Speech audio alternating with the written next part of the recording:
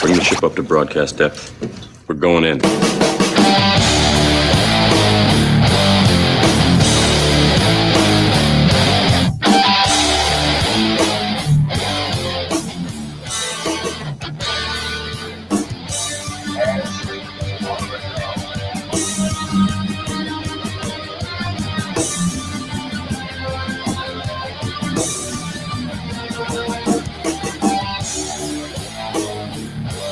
Good afternoon, good morning, whatever time it is where you are at right now.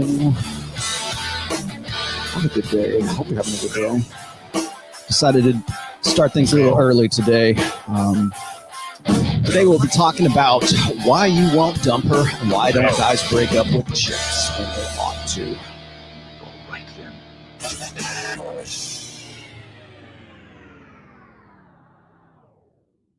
Guys like that? There you go. Put me on. Hey, how's it going? How are we doing, gentlemen? And if there's any ladies, I don't know. Maybe there might be. All right. We're trying something a little bit new today. I decided I'm going to go a little bit earlier on these. I live on the west coast of the United States. In case you guys didn't know, I'm broadcasting live from Reno, Nevada, my secret desert bunker in the Nevada desert somewhere. Well, close to Reno. Very, very close. I could be in Reno in like 10 minutes if I'd like to. Okay, yes, thank you. I sent a tweet the other day. Help me. Okay, well, we're going to get to that today, guys. As always, I am happy to take questions, and you are probably going to have a lot of questions about this. If I haven't got to your stuff, I need to do a little bit of housekeeping here. I'm sorry to say just a little bit here before we get into things proper. Again, here's how I feel like I need to say this at the beginning of every show. If you have a super chat, if you are wanting to get a question answered and it is off topic, I save those till the end. If I don't get to you, I apologize. If I don't, you feel free to email me with your super chat and I will do my best to answer it. I have Sam Bada in the house. He is in the chat right now. He is moderating for me, and I don't think I have Conk. Conk might be in there too.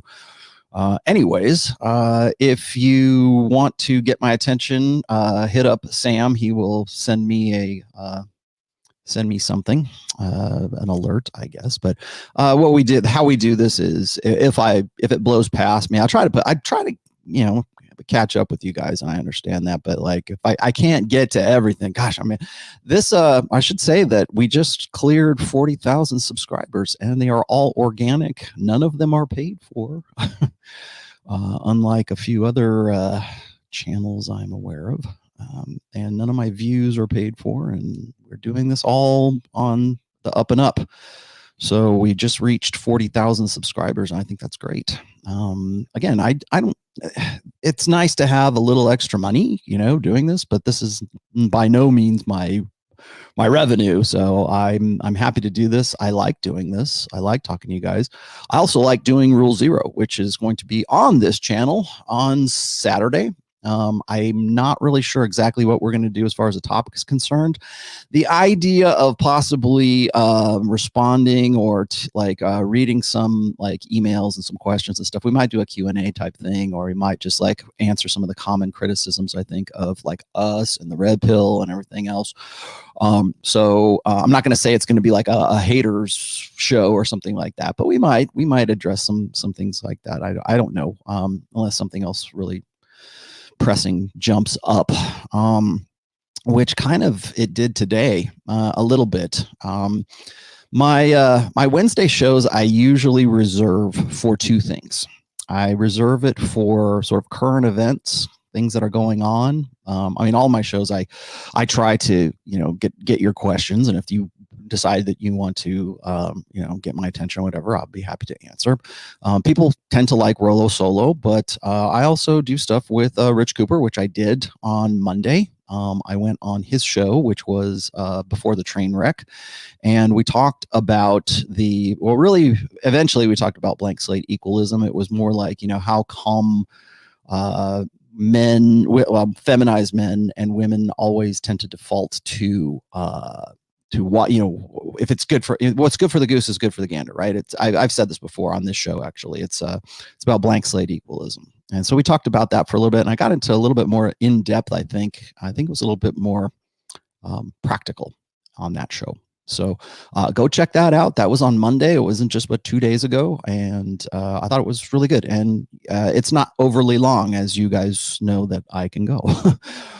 He usually just stops things at about like 90 minutes maximum. So we said what we had to say and got to it and answered some questions, and it was good. Real good show. So go check that out. Also, like I said, Rule Zero's coming up. That'll be 11:30 a.m. Eastern Time, 8:30 Pacific Time, which is where I am. And that'll be on my channel. If you have not subscribed, please do.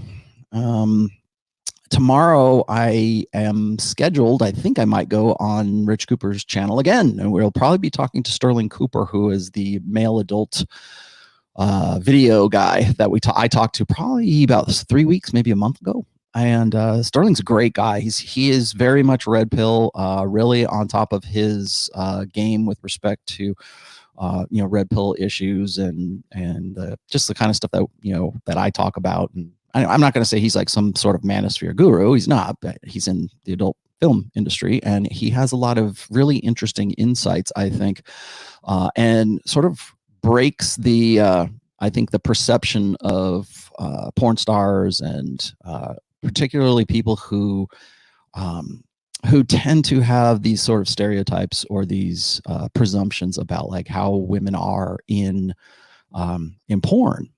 And this is sort of my segue, by the way, into today's topic. And the reason why I brought this up, I used Meghan Markle and Prince Harry, and of course she still has her last name, as far as I know. I don't think she's changed her last name. We certainly call her Meghan Markle, right? And now we call him Harry Markle because he's no longer the prince, or he has abdicated his throne. Just the other day, I think it was last Sunday. Was it Sunday that I mentioned that Prince Harry had decided to sell off his rifle collection for 50,000 British pounds, and he got rid of all of his hunting gear. And we talked about that briefly. I wanted to sort of circle back around to that a little bit today. I think finally people are realizing what he actually represents. And again, this show is not going to be about Prince Harry, but it is about knowing when to break things up, knowing when to dump your girlfriend, knowing when to call it quits as a guy. And the reason I'm saying this right now, and how does this? Okay, so how do I link Prince Harry to Sterling Cooper, adult film star? So I was looking at this video, and I'm going to share a screen with you guys. I think some of you might have seen this. Let me see if I can grab this real quick. I got to go to share a Chrome tab, and the audio is always required. So there we go. Now, this is just a quick hit video tweet, and the guy involved in this, there's a guy and a girl in here, and it's this I don't know if this is really viral. I guess it's got 26.2 thousand retweets right now. I guess that makes it viral. I don't know what the actual what the actual designation is. So there's just 3.9 million views on this. So I'm going to play this really quick just so you guys, it's only 18 seconds. So watch this real quick. Talk to you, what you mean? Talk to me about what? Like, I don't know what it is that you want to talk about. Please go to that. Oh, hang on. Let me pat. Hold on. Let me back this up. I got to patch the audio back through my. Oh, there we go. Okay, here we go. Now you got to listen. You have to listen to this. So here we go. Talk to you, what you mean? Talk to me about what? Like, I don't know what it is that you want to talk about. Please go to the house. You broke up with me. Because you made an OnlyFans account and I told you not to. Okay, are you gonna pay my bills? Bro, What are you talking bro, about? Get out of Really? here, You gonna push me? Bro, go home. Get your ass out of here. All right. So that's the viral video that's going around. And Hotep Jesus, as you can see, is like sort of my first. As you guys know, I'm I'm pretty good friends with Hotep Jesus. I had him on this show before, and I've done the cover for his books and stuff like that. He's a good dude. So, anyways, he was saying that this is just a skit, and anything I see on YouTube or anything I see on Twitter or certainly on Instagram, if it looks like a skit, it probably is a skit. And this is probably a skit. I looked this guy up later on. I found out the dude's name was his name Kmore the Goat. And I've never heard of this guy before. I realize he does. In fact, I'm looking at his channel right now. It says he does comedy skits, reactions, and more. And he has 221,000 subscribers. So not a small channel, but not like, Dave Rubin's big or Louder with Crowder big. So, here's what happens is guys go and they set up these skits and they go viral because people start talking about them, right?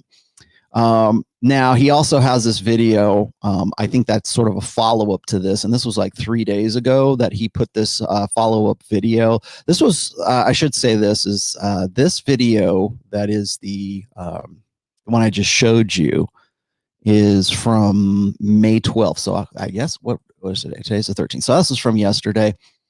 And this is supposed to be the guy who is tweeting this out is supposed to be his roommate. So it stands to reason. I'm sort of siding with Hotep on this. He says this is just a skit. And I get it. Yeah, it probably is just a skit. And I'm looking at this. There we go. I'm looking at this and I thought it was funny. Yeah, I mean, remember Kmore the Great or Kmore the Goat, whatever.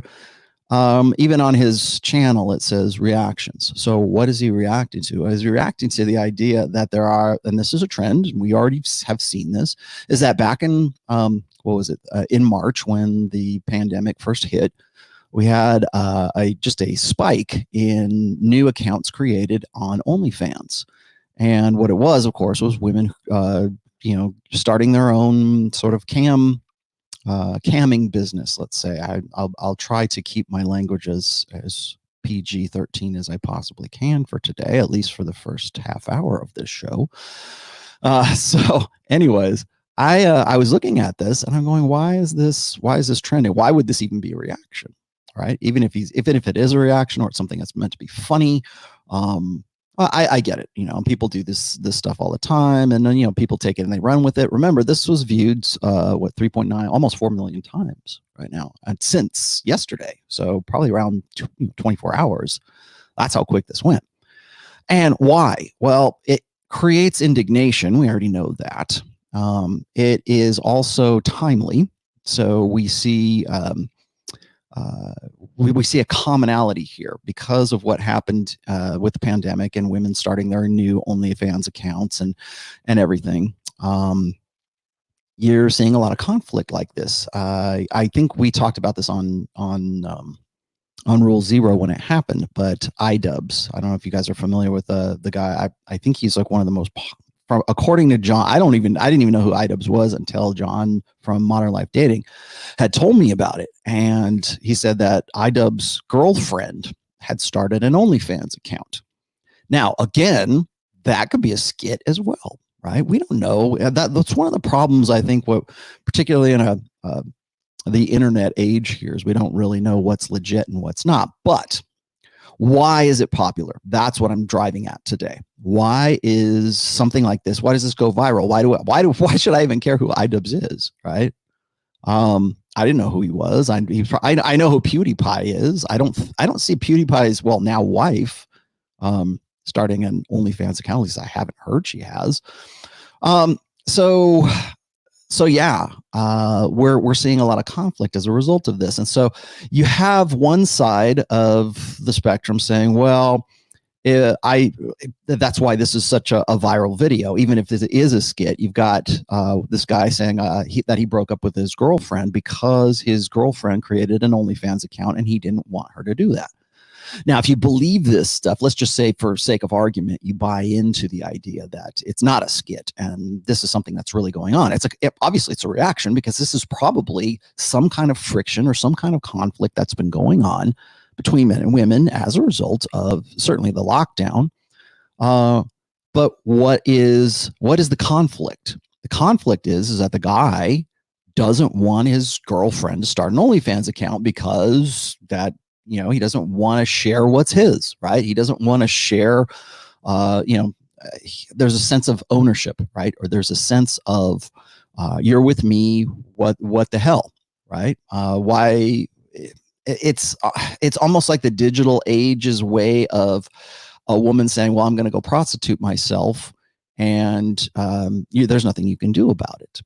And it's not like she's walking the streets.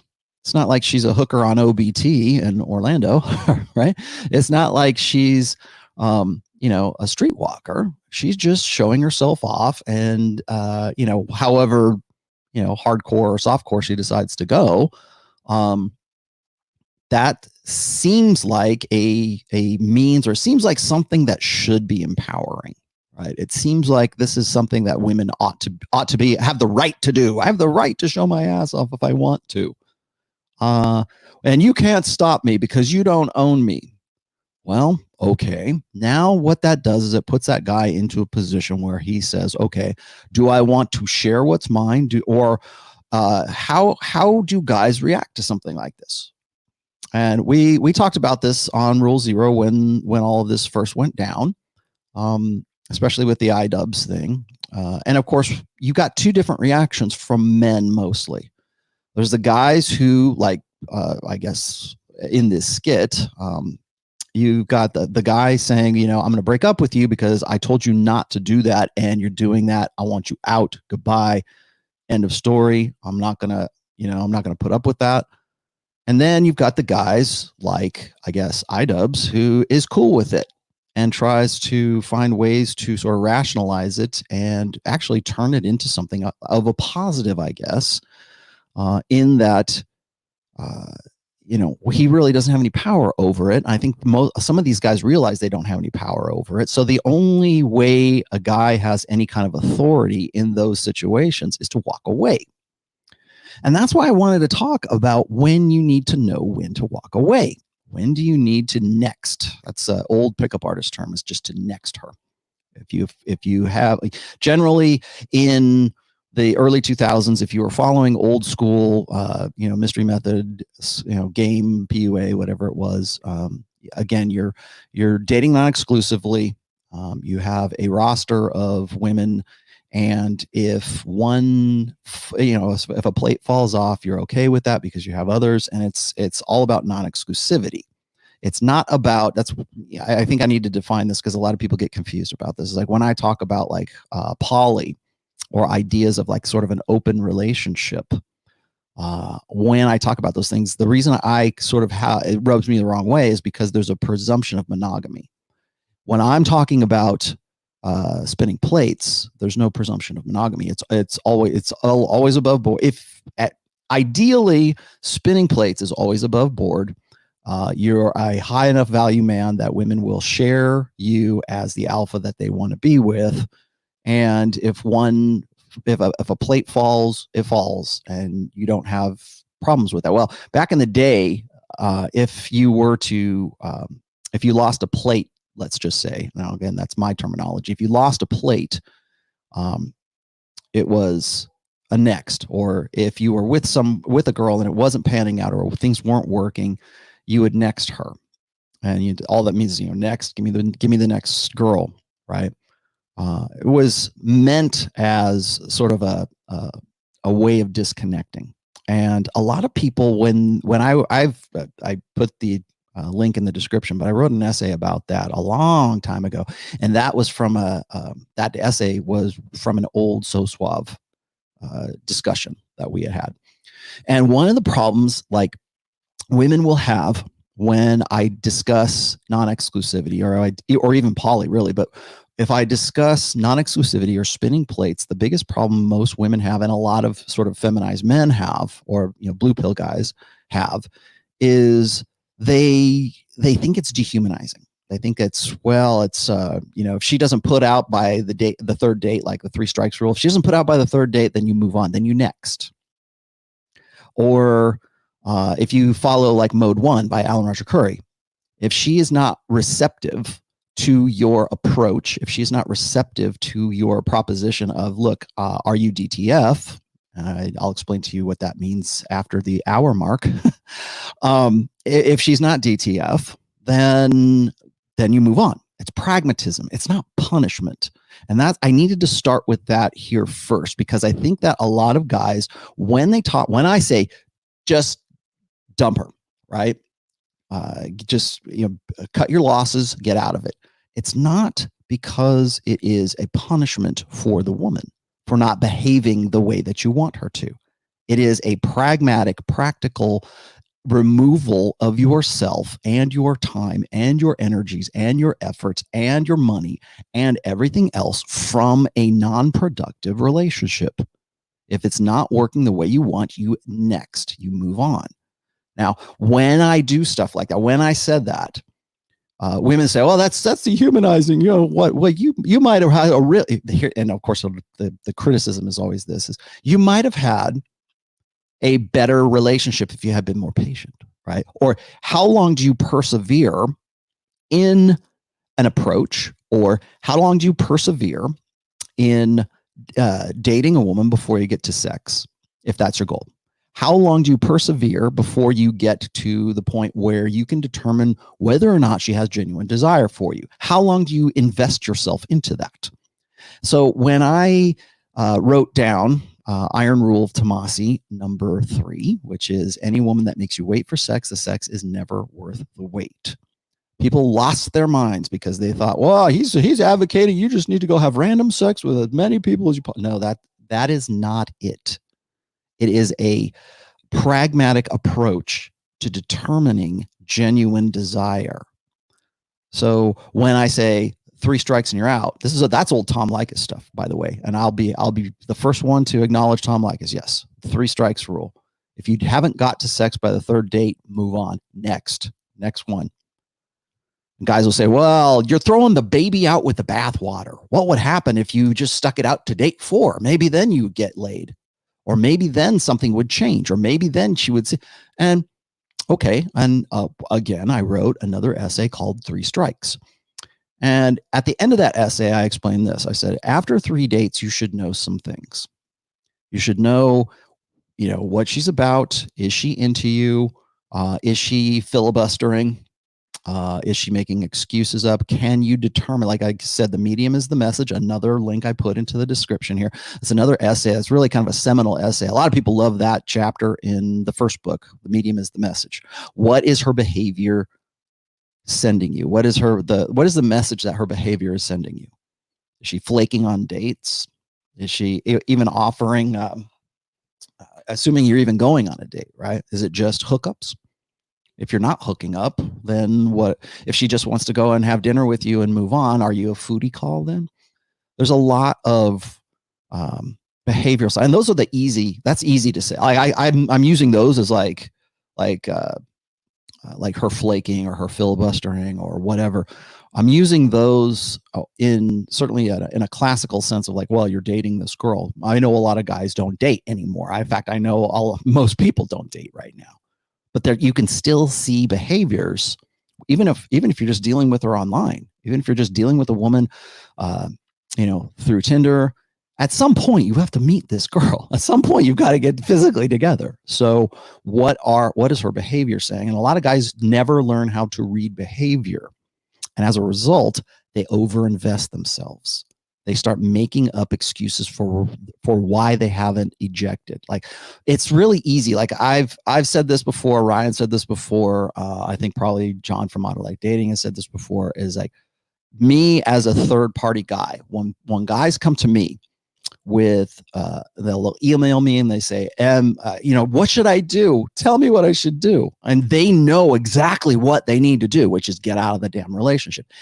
When you are the third party guy and you see this, maybe you have a friend that's in a really bad relationship, or you got a guy who's got really severe ONEitis or something, and this guy needs to just basically pull up stakes and unplug from this whole thing, because he would be better off developing a new relationship with another woman, but you can't tell him that.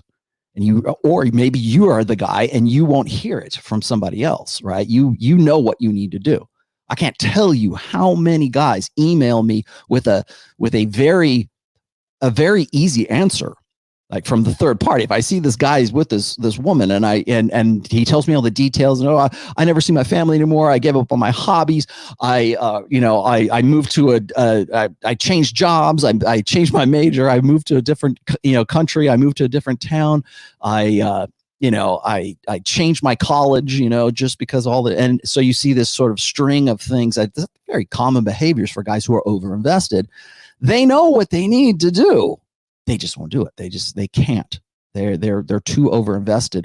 And so I wanted to discuss, why do these guys get overinvested? How do you get to ONEitis? How do you get to, like, ONEitis is not even really the case here. Like, maybe the guy and the woman have a fairly decent relationship, but it's just not where he's at, or his head's not in it, or her behavior is showing that she's not as into him as he is into her, or the frame is different. There's a lot of variables. And so what I wanted to say is, like, a lot of guys don't realize when it's time to just say goodbye, to eject, to next. And as a third party guy, as a guy who's, on the outside looking in and watching all this, and I've seen, the commonalities over and over throughout the years, it's real easy for me to just say, oh, break up with her. You're done. Move on.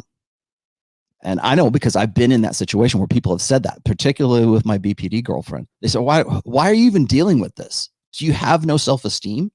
No. Do you have any self-esteem? Well, guys don't want to say that they don't. Like, if you would have asked me back then, do you have any self-esteem? I'm like, hell yeah, I'd fight you for it. But when it came to the girl, no. Not because of, not because I didn't have any pride or didn't have any sort of, ambition for myself. It was just that I was locked into this kind of regularity, or how they say anything can become normal. So you get into these situations or these relationships where you're in a woman's frame, and so, but you are the necessitous one and she is not. Like I've said this before, and this is a cardinal rule of relationships, is that in any relationship, the one who needs the other, the most powerful one in any relationship is the one who needs the other the least. And that's not just, personal relationships. That's like business relationships. That's, maybe it's your career, maybe it's your business, or maybe your family. Whoever needs the other the least is usually the one that has the most power. And so when I saw this video of this guy, and he was, again, a skit, got it, but it's a conversation that we're having right now, because you have at least back in March, you've got all these women who've decided that they're going to go and start an OnlyFans account. Now, of the women that did that, how many of them have boyfriends, and how many of those guys were just 100% cool with that and going, yeah, I'm going to go along, get along? And how many of those guys weren't cool with that? And so you can make a moral, you can make a moral objection over it. Okay, I get it. Maybe that's your angle. But the real angle is this: are you, as a guy, are you in a position where it is your frame? Like when guys tell me this, they'll say, well, my girlfriend came to me and she said that she wanted my permission to go on a girls' night out, or she'd planned something with her girlfriends to go for a weekend in Vegas. And would I be okay with that? And this is like a classic scenario. I'm sure you guys have heard me talk about this before. And so they'll hit up me or they'll hit up Rich and they'll go, should I be mad? Is it blue pill to say no? And I'm like, well, you have a bigger problem. The bigger problem is she's coming to you saying, I want to go on a girls' night out, or I want to go on a weekend away to Vegas with my girlfriends.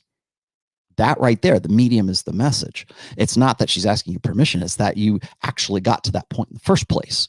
Because a woman is 100% into you. If she has genuine desire for you, that's a conversation that never comes up. And, guys say, well, that's real easy for you to say. I'm like, yeah, it is easy for me to say. Because that is the indication. That's the indicator. I'm sure you guys have heard this sort of maxim or this saying before, which is the opposite of love is not hate. The opposite of love is indifference. And so when a woman decides that she's just going to take it upon herself to start an OnlyFans account, or she's really like, say you've got a girl who's really overly invested in herself, and she like MGTOWs will say this all the time. Black pill guys will say this as well. Heck, you can even hear it from like PUAs and MRAs, is that women today are really, really self-absorbed because social media is kind of like this generation's version of pornography. Like they can't get away from it. They are always looking for likes. And in social media, more or less, is engineered to be addictive, particularly to women's mentality. It's very similar to gambling addictions, right? One more pull, maybe I'll win this time. Oh, look, and it's funny is it actually when you're scrolling on Instagram or on Twitter or whatever, you're almost doing the same kind of thing as like a video slot machine does. And I know because I've helped design those before. Thank you very much. But I know I understand the psychology that works for gambling addictions, and it is almost, let's just say, it parallels the way that women get addicted to social media. And instead of winning money, when they do a pull of the slot machine, they get likes. And so women's egos tend to be fed on that. Indignation is also a big deal when it comes to social media. What is it that locks a woman into into social media? Herself, ego appeasement, of course. I'm so pretty, and we always say this, of course, that women think that like a 6 thinks she's an 8. Because she has all these orbiters. You'll hear MGTOW say this all the time. Oh, the juice isn't worth the squeeze because these women think that they're all that, and they're not realistic about their own sexual market value when they're really. And yeah, you're correct. Again, like I said, MGTOW, black pill, your assessment, your analysis, your diagnosis is correct. I just disagree with your prescriptions. But you're right. That's exactly what happens. So you've got this generation of women who have decided and taken it upon themselves and have been fed on this cultural narrative of what I call the fempowerment narrative. They are completely empowered, and everything that they do is the right thing. They've been taught that the female way is always the correct way. And so now the boyfriend that they've been stuck with for the last 6 or 8 weeks in the lockdown, he has a problem with her. He either has a problem with it or he's cool with it. And I would almost say that the guys who are cool with it probably rub women the wrong way worse than the guys who have a problem with it. Because at least the guys who have a problem with it, like in this skit, probably, you've got a guy who is saying, no, that is not acceptable. That is not, if that's what you're going to do, then I no longer want to be in this relationship. It takes a real, and what that says, I guess, when a man says to a woman, no, he's saying, look, this is my frame. These are my terms. These are my boundaries. You've stepped over one of those boundaries. Now he's not, it's not like you're going to sit down was the school of Oprah, the popular psychological way of dealing with it. Well, we're going to sit down and we're going to have a conversation about boundaries. No, we're not going to have that conversation. You're going to get the fuck out. That's what it's going to be. You're going to get out. I'm done. No more. We're finished. I've said this before, and I said that, we've talked about boundaries before, and I think that where I tend to differ, particularly with like people like Jordan Peterson or anybody who says you need to have a woman you can negotiate with. No, you don't negotiate. It's Andrew Tate says, comply or goodbye. And if you're not willing, if you're not ready to say goodbye, if you can't walk away from it, that indicates to that woman that you are not, first of all, you're not operating in your frame. But what else can she get away with? What else can she do? And at that point, when you're okay with that, when there aren't any boundaries, and I think this OnlyFans thing, starting this thing is becoming a boundary for some guys. And when a woman steps over that boundary, it's time to say next. It's time to say goodbye. It's time to say we're finished with this whole situation, and you have crossed the Rubicon, right? You've crossed a boundary, and I'm done with that. And if she wants to say, well, I won't do it again, it's not that she won't do it again. It's that she did it in the first place. That's why. That's the problem. And that's why guys don't know when to say next. Or they will say next, and the woman will say, whoa, wait, I'll delete everything. I'll come back. No, you don't do that. You say, you know what? You wanted to do that. This is where your head's at. This is where your genuine desire is at. It's not for me. It's not for anything that you know about. It's not about this relationship. It's about you. And you decided that that's what you wanted to do. Now, I'm using OnlyFans as the boundary in this situation, but there's other ones too, obviously.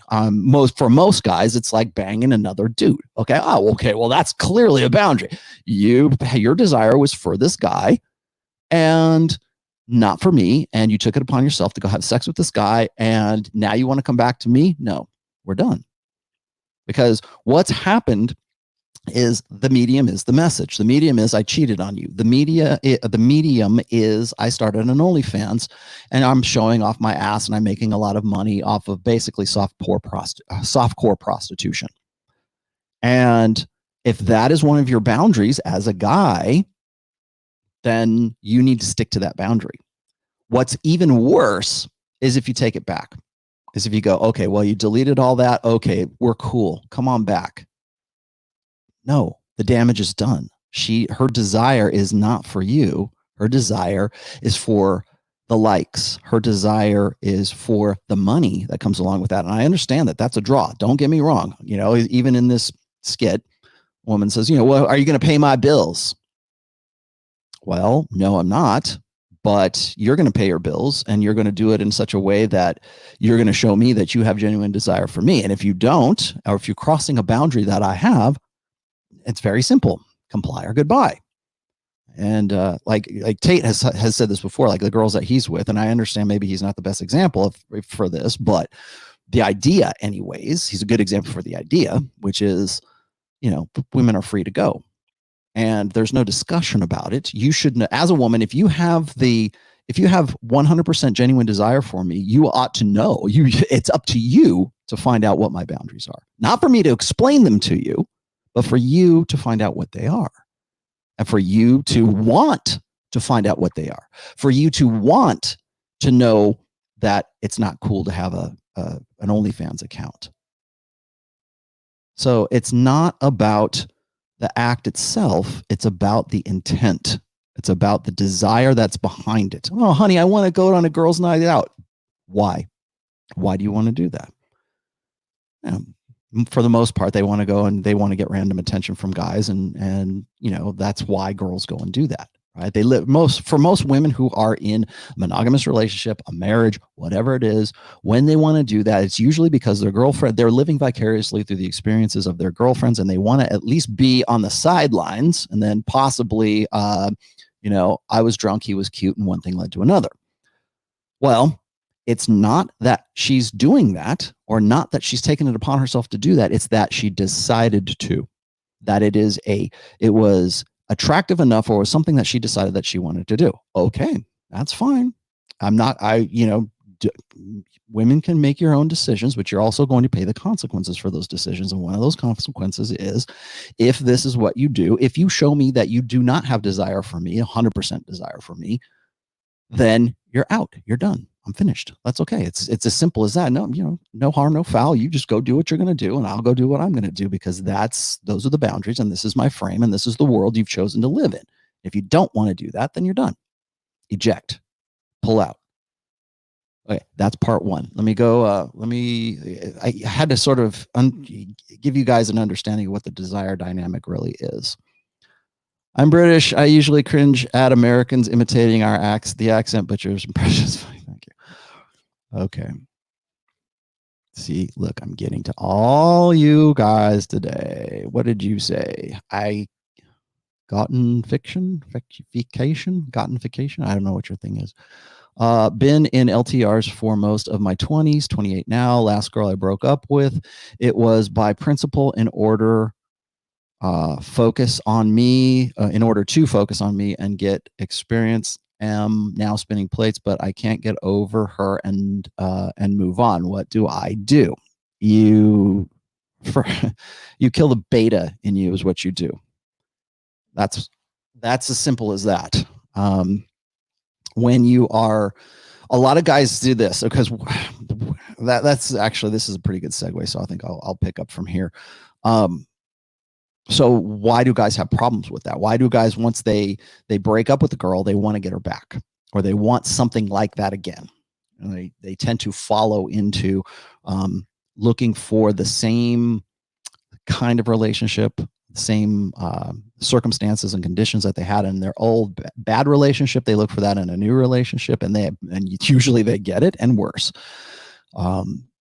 because they have not changed their minds about themselves. They have not changed. Like, one of the reasons why guys keep pining for a girl is usually because of what I call the scarcity mentality.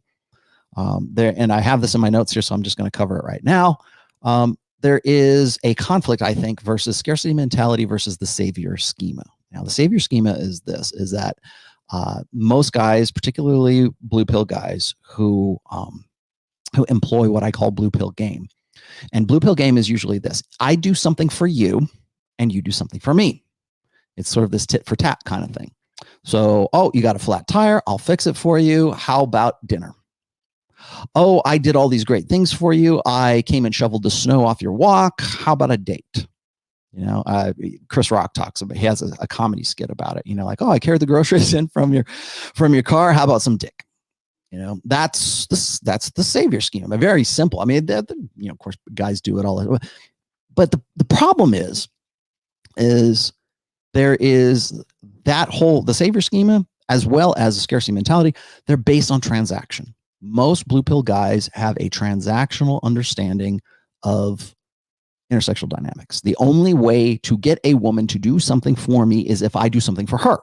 There is always going to be some exchange. It's like the Prince Charming fights off the dragon, kills the dragon, and saves the damsel in distress. And the damsel says, oh, okay, let's live happily ever after. Like that. Why is that an archetypal story? Because that's the savior schema. If I help you, if I save you from the saber-toothed tiger, you will reciprocate by loving me unconditionally, having my babies, and we live happily ever after. And again, that goes back to the male protector dynamic. And it seems like logic, right? I mean, most guys are deductive problem solvers. That's how we get to where we're at right now. We want to, you know, reproduction is a problem. How do I figure that out? Well, I find out what women want. I do what women, or I become what they want. I do what they want. And all of that equals me getting laid and having a wife and having babies and solving my reproductive problem. That's bonehead male deductive logic, right? A plus B equals C. Problem is it doesn't work that way, because women will not tell a guy. The very act of telling a guy what women want disqualifies him from being the guy that she wants. You should know. You should just get it. And I've talked about that before. I had some requests for this too. I will do a full dedicated show to just get it at some point. But this is the basis of it, really. Observing the process changes the process. So that's the savior schema. I do something for you, you do something for me, and that's how things, you know, one hand washes the other kind of thing. Scarcity mentality is this, and most men are being betas. Like we talk about the 80-20 rule. The 80% of guys who are blue pill beta men have a scarcity mentality, and by necessity, because most of them cannot live out the mating strategy that the 20%er guys can. At least to some degree, to, you know, by order degrees. Like the top 10 percentile probably live differently than the 20th percentile. But I've said this before. This is why am I blocking on this right now? This is the male strategy, which is investing in everything. It's the strategic pluralism theory is what it is. There it is. And what that is that all, you know, that most beta men put all their eggs in one basket. They focus on that one girl. Okay, so you're combining the strategic pluralism theory with guys who don't have the opportunities, like say the 20%ers do. So the natural way to solve their problem is to focus on one girl. Not on many girls. That's why guys have such a problem with spinning plates or dating non-exclusively.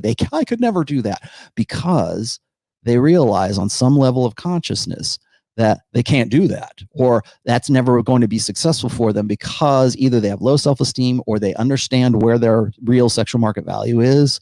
And they go, you know what? I'm never going to be able to be a player, but I found this one kind of good girl, and she seems like the one, and she seems sweet, and she's not a 10, but she's not a, she's not a 5. So I'm going to see if I can, just convince her and prove my quality to milady, and then she will reciprocate. Again, save your schema, because I do all these great things for her. I'm the shoulder to cry on, right? I'm the emotional tampon, because I'll be there for her when she needs me, and that will prove that I'm a quality dude. And yeah, I will. You're a dad. You might be a good provider, but you're not the hot guy that she wants to have sex with. She doesn't. Again, it's the transactional nature. All of this is transactional. Like, that's that mentality. If I do these things, I will get something for it. That's transactional sex. And most men don't have any other frame of reference beyond the transactional. So you get these guys who say, well, if I had a lot of money, I could get a lot of women. And you could go and pay for sex, but you can't make them want you because you have money. You can make their meet their necessities. Like, well, you're going to pay my bills, like that, like in this video, right? You're going to pay my bills. Of course, that's the first thing out. And it's funny is if you go and you look at the commentary that goes along with that, and there's a lot of comments, it's pretty much what you expect. The debate is usually between guys who are supposed to be so secure in their masculinity that they would I would totally let my girl do that, no problem, and she'll bring in the money, and we would live high on the hog because she's making all this money selling her ass on OnlyFans, but I know who's getting it at the end of the day. That's me, right? That's the idea, is like, oh, I'm so secure that I'll let my girl do that. And then there's the guys who are like agreed with the dude, like, no way, I would never let her do something like that, and I'd be done, comply or goodbye. And then pretty much every single girl, with the exception of a few little good girls here and there, pretty much every girl in that commentary was like, you go, girl. You tell him what, you leave him. You're better off without him, girl. That's what it is. And they get behind that because they think because women are entitled, and they believe that that's, if you can make a lot of money by selling your ass on wherever, on social media, because, use it up while you got it. And why do women fall in line with that? Because they understand that their sexual market value peak is that their sexual viability and their peak sexual market value is perishable. It's limited. And so go get it while you can. It's like an aging porn star. Like, what was it? Sterling Cooper was saying, like, after a certain age, women age out of pornography, and then they can kind of come back in as a MILF later. So when a girl is, like, say 18 to about 24, she's making good money in pornography. And then when she hits 26, 27 to age 30 or 31, right around the Epiphany phase, that's when she sort of ages out of porn. And if she really wants to stick it out, she can come back when she's 30 as a MILF and get into sort of that kind of thing. I talked about that with Sterling on my interview. Go check it out. It's a really great show. But it's fascinating to see that even when we're just here, it's this back and forth indignation, and it's not even a conversation that's about any of it. There's still that sort of subroutine that's going on in the back of women's minds. Like, I know that if she doesn't do these things, or if I didn't do these things when I was 22 or 23, I wish I could go back and do that. Like, they're living vicariously through the girl who started the OnlyFans account. Well, I would do it if I could. If I still looked as good as that, I would make a lot of money. You go, girl. You deserve it. You're supposed to do that. And so it gets built up, and then the cycle continues, and the ego keeps going, and everything. So, like, at what point do you go, the guy's right? I wouldn't put up with that either. At what point do you get behind the guy? And again, I know it's a skit, so don't remind me. I get it. But it's a skit that's based on intersexual dynamics. So let's just say, maybe not this, but somebody is actually having this discussion. What do? Do you pull up? Do you say, you know what, I'm done? And why is it that you won't do that? Like I said, most guys, the 80% guys, the blue pill guys who are in a relationship, or like if their girlfriend says, you know what, I like having sex with you, but we need to take a break. That used to be that. Now it's not even that. Like women won't even say, let's take a break from our relationship. They'll be like, I want to have sex outside of this relationship, but I still want the comfort and emotional support. And I still love you, but I'm not in love with you. And I really want to bang guys outside of our relationship. So are you cool with that? And the guy's like, yeah, I'm totally fine with that because I'm secure in my masculinity. That's, then it's always an agreement. And then, of course, what they think, of course, is that if they prove themselves, that she will eventually say, yeah, I don't want those other guys. I want to be with you. And of course, it never works that way. All right. So let's move on. Oh, so anyway, I wanted to just really quickly hit this. He says, now I'm spinning plates, but I can't get over her. The reason you can't get over her is because you're still clinging to a blue pill ideal. You're still clinging to the one, the idea that there should be a one out there. I liked her the best. Oh. Well, there's probably dozens of other girls that are just like that, or there's that style. Now, the problem is you need to analyze why it is that you would want to get back with her. This goes against what I call the Iron Rule Tomassi number 7. Never root through garbage after you've taken the can to the curb, because what you thought was valuable, what you thought was worth rooting through garbage for, is usually not. There's always a reason why you broke up. There was something that, even if you get back together, like I was saying before, if you take her back, it's almost worse for you as a guy, because it means you waffled.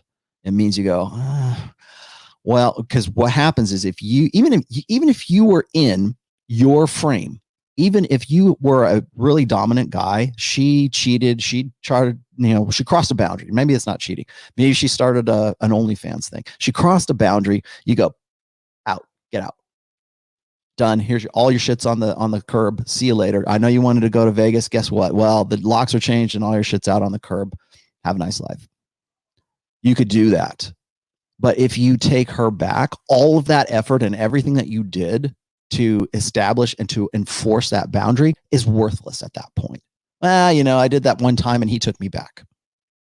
What does that teach her? Would you do that with a kid? Would you go would you punish a kid and then go, it's okay. What I punished you for was, it was actually pretty cool. Don't worry about it. It's all good. What does that teach the kid? Same thing with a woman. Now, I'm not saying that that's necessarily punishment, because what happens if you bring her back after she crossed a boundary, then it becomes punishment, because it's no longer about the boundary. It's about modifying her behavior.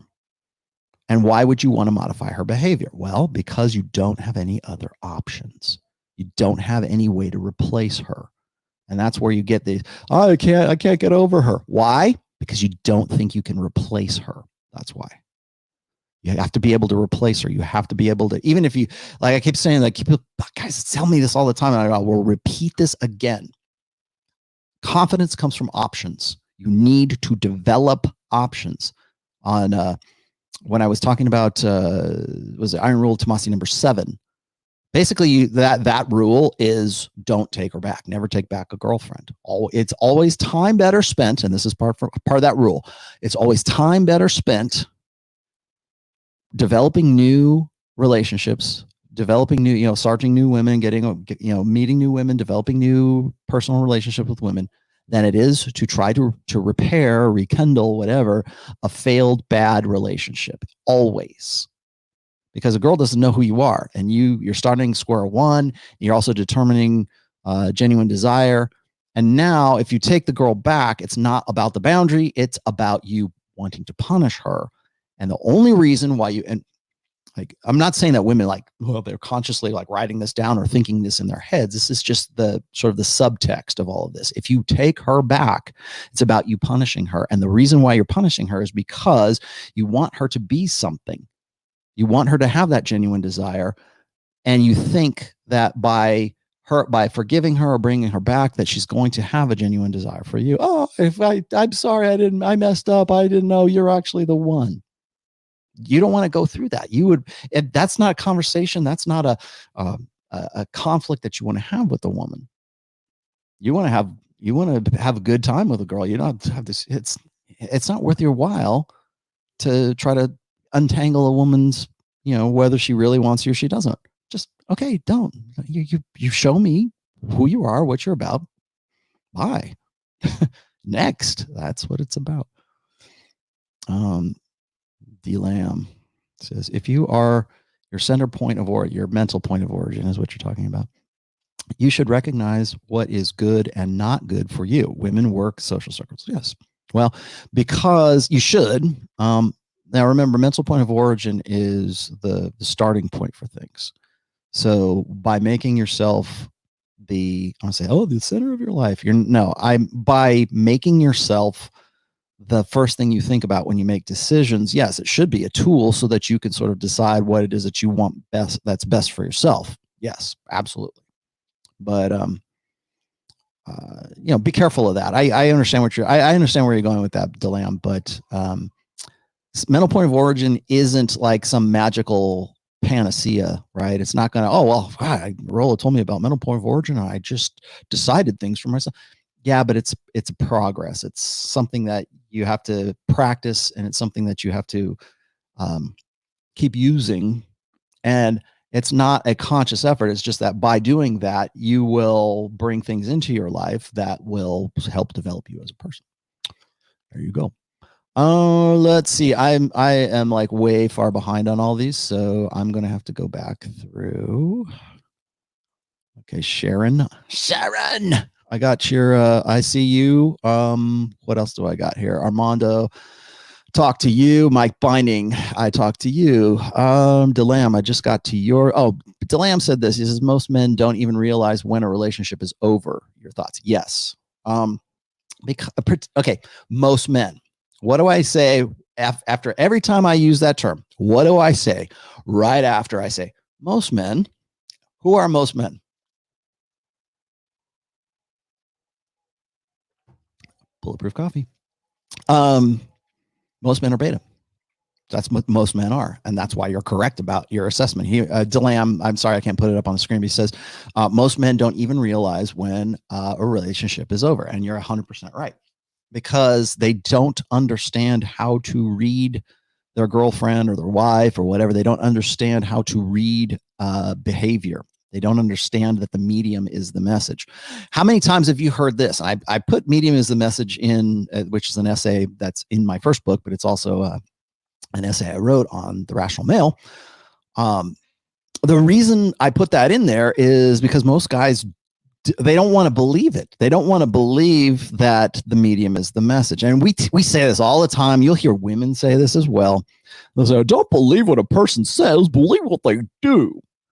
Ooh, okay, great. That sounds good. I think I'll put that on I'll put that quote on an inspirational quote in front of a sunset and frame it and put it on my business wall. Right. That sounds really, it's very pithy, right? It's like fortune cookie stuff. Okay. Well, yeah. Okay. But what the real basis, the real, the message underneath that is that the medium is the message. It's not so much like, believe what they do. Yeah, okay, you should. But the problem is most guys don't want to believe that. They believe in open communication solves all problems. You'll have a healthy relationship if you just sit down and negotiate. And all relationships are compromise. And boy, what is it? Marriages are hard work. I'm working on my relationship. How many times? Standard pablum, straight out of Oprah, out of the book of Oprah, as Dalrock would say. Out of the book of Dr. Phil, here's how you solve it. And that sounds reasonable, but the problem is guys don't read what the impetus and the decision-making process that happened before that woman got to the point where she behaved the way that she did. That's more important, I think. Now, guys will say, well, you should still listen to what she has to say. Yeah, if you want to compare it with what she's doing, sure. That gives you maybe a bigger or better outline. But most guys will say that, well, one of the problems with blank slate equalism is that it has created generation after generation of guys who think that women are just like men, and therefore they should have the same rationales as men. They should be able to communicate like men. They will be able to negotiate and compromise and understand a man's experience. And that's absolutely 100% not the case, but they think it should be the case.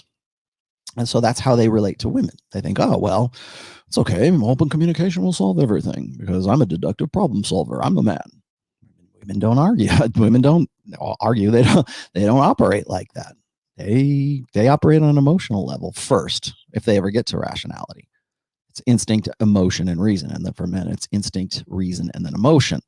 And that's what the problem most guys have, which is they think that women are reasonable and rational. And they can appeal to reason, and women will go, oh, why didn't you say so? Okay, sure, no problem. I'll change my behavior. No, that's not how it works. And in fact, a lot of divorces happen because guys presume that. Well, she said one thing, I just didn't get it. Yeah. So most guys don't realize when the relationship is over because they believe what the woman is saying. And unless that woman triggers some kind of suspicion and the guy like goes snooping through her phone, or he hires a private investigator, or he goes and gets a drone and follows her around with a drone to find out if she's cheating. I just saw a video about that. It was funny. Unless something triggers sort of that instinct, that jealousy, mate guarding instinct in a guy, most guys are like, okay, she said she was going to Vegas with her girlfriends. She just wants to have a good time. I'm secure in my masculinity. No. Yeah, most guys don't know that. In fact, they're usually, and of course, this is the joke, and it's been in the manosphere for a long time, is that guys, when a woman decides to leave a guy, it's usually the decision was made like 6 or 8 months prior. She it just took her that long to figure out how to disconnect herself, how to leave that guy's life. And so the guy is trying to have these conversations and trying to rely on what I call a relational equity. Like, look at all the stuff I did. Look at all, I read stories to our daughter. I went to Little League. I went to the school plays. I did homework with them. I'm a good dad. How did this happen? And she's like, banging some dude at work. Well, I was drunk, he was cute, and one thing led to another. Doesn't matter. Hypergamy doesn't care about your hypergamy doesn't care about your notions of transactional relationships. That's what relational equity is all about. Guys think that if they do things, they build up an equity account. Well, she'll never cheat on me because she'll think of the time that if she's ever tempted, she'll think of the time that I read storybooks to our daughter, or she'll think of the time that I was there for her when her dad died. She'll think of the time that I did all of these great things, all these really great humanistic things that should insulate me against hypergamy. That's what guys think of. That's an insurance policy. I do all the right things. I invest myself, and I'm a good person. I'm a good dad, and I bring home money, and I'm a good father. I mean, shit to hypergamy. Absolutely nothing. Now, I'm not saying that all women are going to just go off and run. There's other factors and other variables in there, but relational equity is, if you think that relationship equity or relational equity is any kind of insurance program against hypergamy, you still need to kill the beta. You still need to, change your mind about yourself. And unfortunately, that's one of the uglier aspects of the red pill. It's also one of the uglier aspects of hypergamy. I'm not saying it's all gloom and doom. It's not a straitjacket. Women have as limited as men have a control over hypergamy, women also have a limited control of optimizing hypergamy because it's all based on their conditions. Like a woman who's really super hot and sexually available, she's probably going to have an easier time optimizing hypergamy. Your average 6, kind of little chubby, could stand to lose about 5 or 10 pounds. She's still just as hypergamous as the girl who's the hot 10. She just can't realize it and optimize it to the same degree that the 10 can. So that doesn't mean like, oh my gosh, I did all these great things, she's going to cheat on me. No, it doesn't mean that's going to happen. She might have, there's lots of buffers, but don't think that relational equity grants you some sort of indulgence from all of that. It doesn't. Let's see. Todd Klosterman. Klosterman, fake or not, I'm seeing that younger men have pushed back so much on female hypocrisy that they aren't afraid to do it anymore. Yeah, yes. The guys who are not going to take it anymore, like we're meant to believe that this comedian, whoever he is, that's what it's about. Or maybe he's setting an example that he hopes that other guys will follow. But here's the thing. What generates more indignation? The guy who gets pissed off and says, I'm leaving. I'm out. I told you you couldn't make an OnlyFans account and you did. And now we're done. Pack your shit, get out. Does that generate more indignation, or does the iDubbbz situation create more indignation? I'm secure in my masculinity. She can go and have beta orbiters, and she can go and do her own thing, and as long as she's bringing it to me, at the end of the day, I know I'm going to be banging her and not those guys. I'm secure in my masculinity. What creates more indignation? Honestly, I think I'll tell you who does. It's this guy. It's the guy who resists, the guy who mans up, the guy who says, get the hell out. That guy creates more indignation. And you know why? Because the iDubbbz situation where the guy accepts it only creates indignation in guys like who are possessive, guys who still haven't lost that sense, that innate drive for jealousy and for mate guarding, like that natural evolved, sense of mate guarding. Yeah, it triggers those guys, but it doesn't trigger the women, not at all. But when the guy says, get out, I'm done, that triggers women. It triggers them because here's a guy that he's not going to be he's not going to be ruled by this woman. He has boundaries. You crossed it, you're out. Women love, and then of course what they do is, so women take it on two different levels. They see the guy who's powerful and dominant enough to say, you know what, I can say no to you. When you say no to a woman, you're saying something else to her subconscious. You're saying, I have other options. Get out. I'm done. Forget it. I'm done. Leave. Now, let me explain why that is. Because when you are like, who has a better negotiating power, right? The guy who goes and tells his boss, hey, I want a raise. Give me a raise. I think I'm better than this. You got to give me a little bit extra money. Or the guy who says, I'm going to go work for the company down the street. They're going to pay me an extra 10 grand. What do you want to offer me? Who's in a better position? When everything's above board, right? Of course, you don't want to say these. Well, maybe you do. Who's in a better position? The guy who actually has options. The guy who says, you know what? If you don't want to play ball, I'm going to go work for Joe, your competitor down the street. This is like bonehead, problem solving. Yeah, well, we get it, right? The monkey doesn't swing to the other branch unless he has one. Yeah. Okay. Well, that other branch that he has in his hand right there, that's options. You want dozens of those. Particularly in your personal relationships, but preferably in your career and your other relationships too. But we're talking about women right now. That's why I say you need to spin plates. Okay. Those are your options.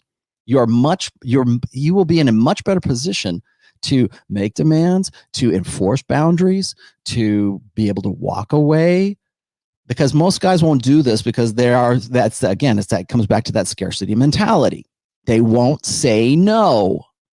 And women know that. They go, you're such a loser. No girl wants to bang you. And that all that does is build their impression of the guy that they're with, so that when they're on their Instagram or they're on their OnlyFans account, the first guy that looks like a better deal, fuck yeah, I'll meet with you. Sure, let's go.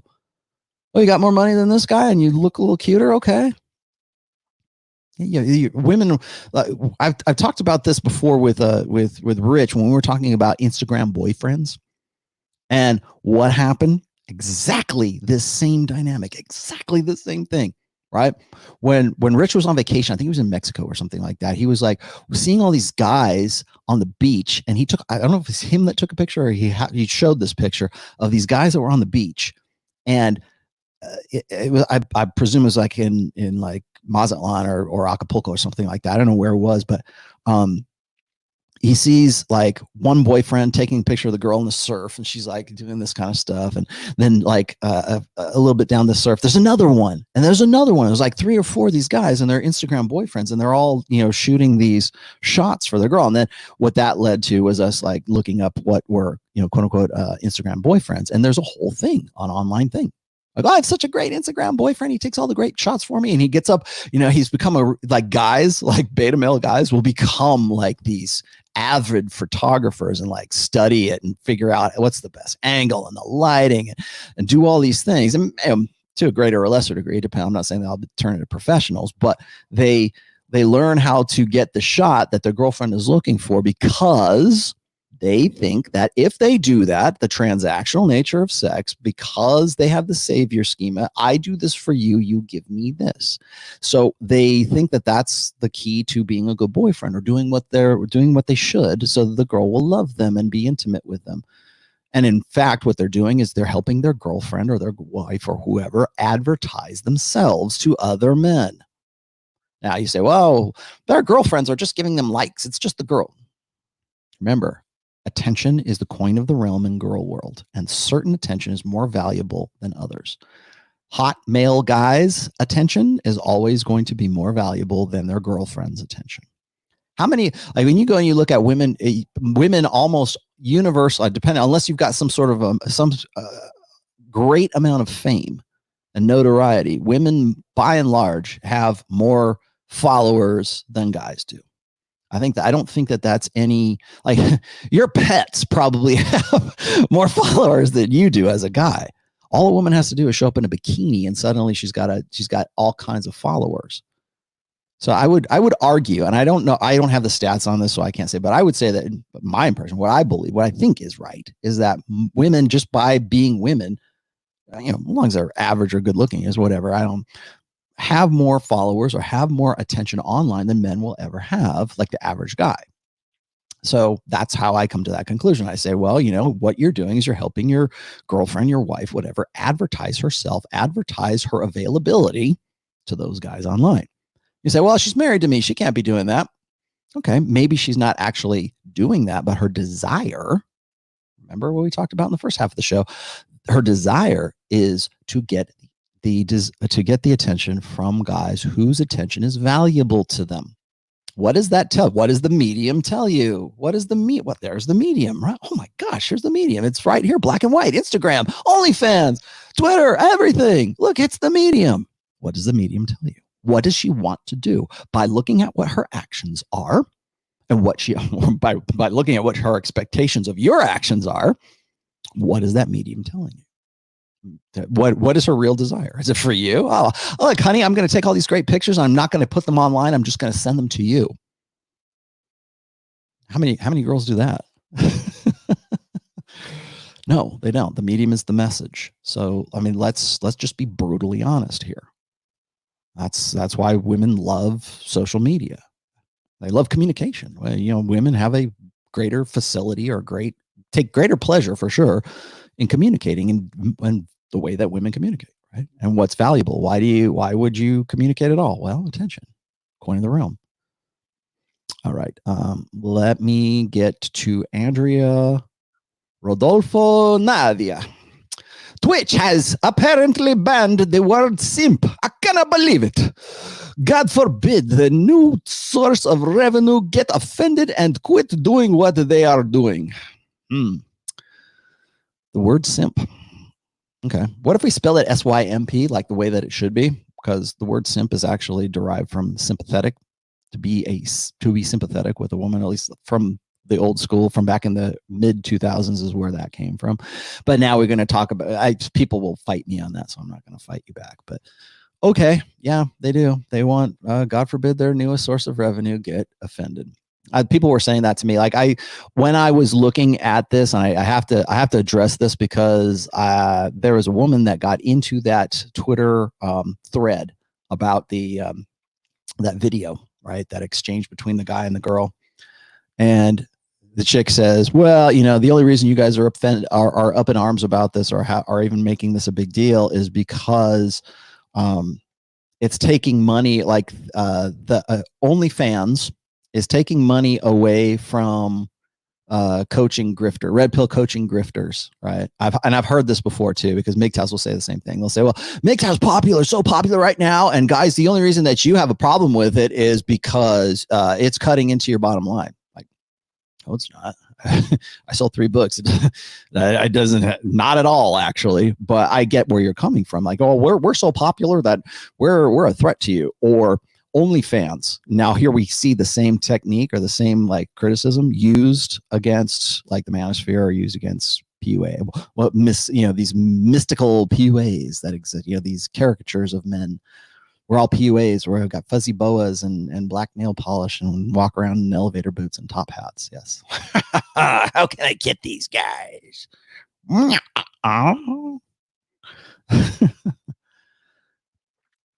Let's see. Alex Gordon says, was in a long-term long distance relationship. I'm sorry. Until I moved her in, she became very controlling and jealous. Feel like walking on eggshells. Yep. Yeah. That's a BPD for you right there. Had to get the cops to put her out because she refused to let go when I told her it's over. That's another thing. Like a lot of guys, first of all, most guys don't want to break up with a girl because they think that they're throwing the baby out with the bathwater. They've invested a lot into it. That goes into relational equity as well.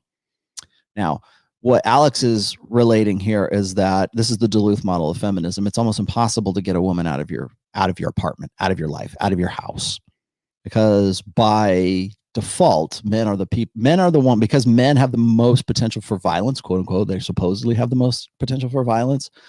That by default, the police will remove the man from the home, even if he's the one paying the rent and putting food on the table, and it doesn't matter. He's the one that goes and lives with his mama. If there's a problem, all she needs is a restraining order, and you're done. She's there for the next 3 months, and you're paying the rent, at least. So yeah, that might be something. Most guys will say, "Well, I don't want to break up with her because I don't know how to get away." Yeah, that's why I say don't move in. That's why there's a Iron Rule of Tomassi number 4. It's the shacking up rule. Never move in with a woman unless you're planning to marry her within the next 6 months. And that's not a moral thing. It's just simply that you do not want to put your name on a lease with a woman. Because when you do that, what that says to her is like, well, he wouldn't put his name on a lease if he wasn't serious about me. Now I'm here for at least a year, right? He's got a year's lease, and here we are. And all that competition anxiety and all that dread, which I'm going to talk about here today, all that goes away. And so, yeah, it might be very difficult. And most guys would rather try to work things out and try to reconstruct a, failing relationship than they would to try to figure out how to get her out of the house. You're leaving? No, I'm not. I got to get on OnlyFans. I got some people that want to see me. Delam, I talked about yours. Delam says you can't negotiate desire. Men should learn to know when a woman has genuine desire. Yes. Again, that's reading the medium is the message. That's understanding asking yourself, what am I being told by this behavior? I told her, you are not allowed. I specifically said, I gave her an ultimatum, which was another thing I tell you guys never to do. But I gave her, in this case, an ultimatum. I told her she should never make a OnlyFans account. That's only for skanks and hoes, and I don't want that to happen. And she did it anyways. What's the medium? The medium is, I don't care what you say. I am an empowered woman. I'll do what I want, and I'm going to bring a lot of money in, and I'm going to pay my bills. Well, you pay your bills outside of this house.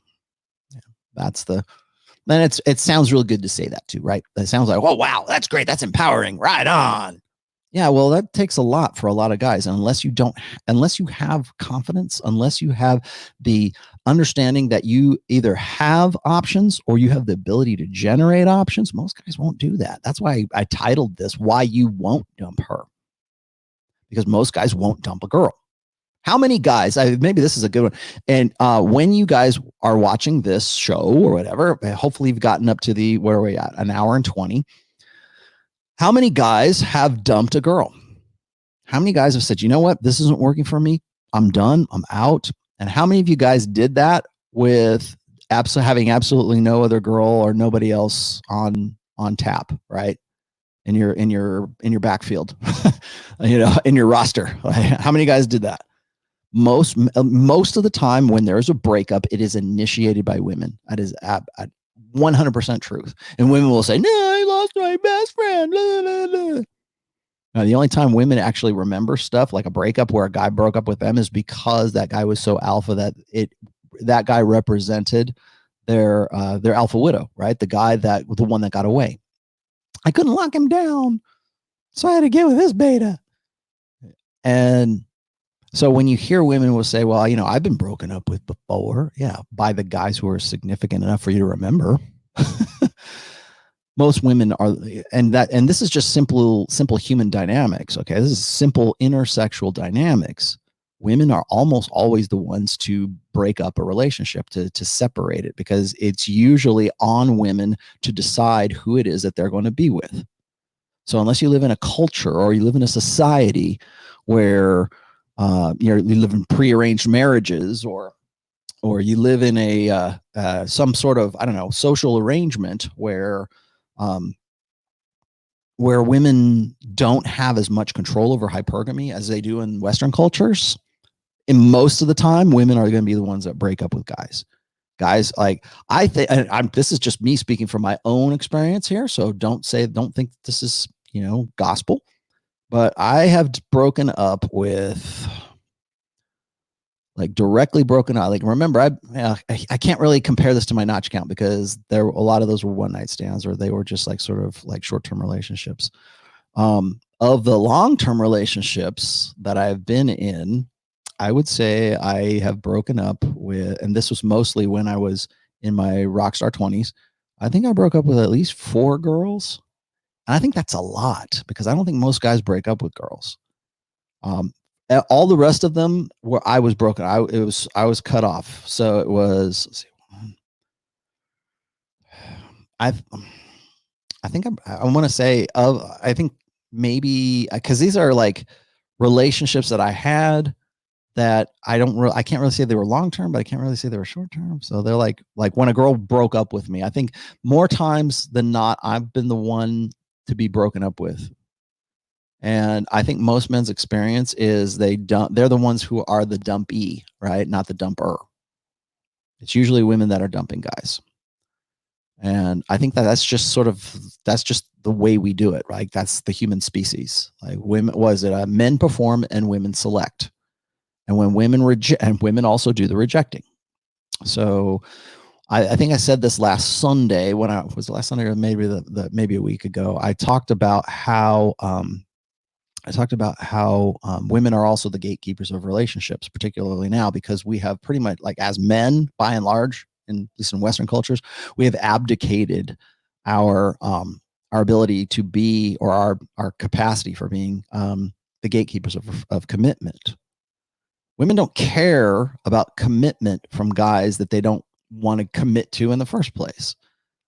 And so if you are like that 20% guy that she couldn't lock down in her party years, that she really, really wanted to commit to, and then she's alpha widowing over that guy, and you're the guy who's the beta and waiting, and you think that you have control. I'm the one who's the gatekeeper of commitment. No, you're not. The guy that she wanted to get with, he is the gatekeeper, not you. So if you're like in the 20, if you're the guy that a woman has natural, genuine, uninhibited desire for, yeah, you might be the gatekeeper to commitment, but the woman has to want to commit to you. That's the paradox in all of that. Actually, that was something that Roosh wrote about a while ago. So women are actually the gatekeeper of sex, and they are also the gatekeeper of commitment. How do I know that? Well, look at marriage statistics right now. Look how long women prolong marriage. Average age of marriage is 30 for men and 28 for women. And women, I think the projections that I've seen is that by the next decade, by the 2030s, women will overwhelmingly be single. Because why wouldn't they? Right? They don't have to be committed to. They don't care. Commitment won't make any difference to women who can provide for themselves, who have have taken care of the security side of hypergamy. Why would they commit?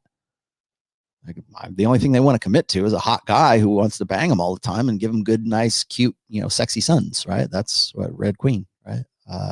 Selfish gene or sexy son theory, right? She wants to have sex with the guy who's she wants it's the alpha seed side of hypergamy. She wants her babies to look good. I saw this, and I know this is an aside. I'll continue here in just a second, but I saw these stats for. I was doing research for book 4. Now this isn't in book 4, but I thought this was an interesting stat. Is like when women go to a sex clinic, or they go to get like we call them a sperm bank, or fertility clinics is what they call them now, right? But a sperm bank, and they're selecting the sperm that they want to be impregnated by to have that particular baby. Women don't, by and large, women don't select based on intelligence or success. Like, oh, this is a man who's he's a Fortune 500 CEO, and I want to have babies who have that potential. They don't look for that. Women look for guys who are like athletic and hot, and they look at the physique. They look at the really the visceral Darwinistic side of things. Maybe they want to, it helps if the guy is successful. It helps if maybe he's got a doctorate in something, but that's not what they're primarily selecting on. They're selecting on the way that guy looks. Oh, he played water polo in college. Yeah. All right. That's my I want my son to look like that, or my girl to look like that. And why wouldn't you? Right. That makes sense. You want a good fit. You want a good fit baby. It's going to be resistant to pathogens and diseases, and you grow up strong and athletic.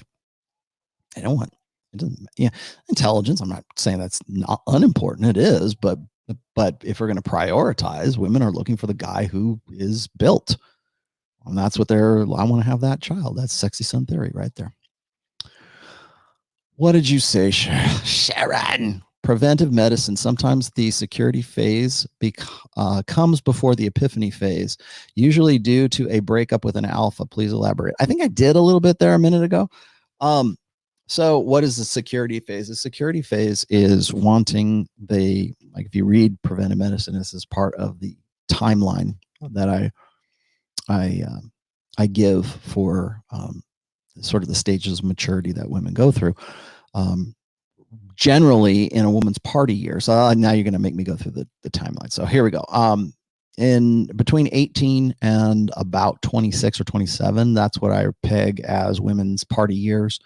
The apex, the peak of that, of course, is right around 22 years old, 23 years old for women's sexual market value peak years. Those are the years that women for the rest of their lives will want and yearn to get back to. That's why they call it Forever 21 and not Forever 41, that store. Okay. There's a reason for that.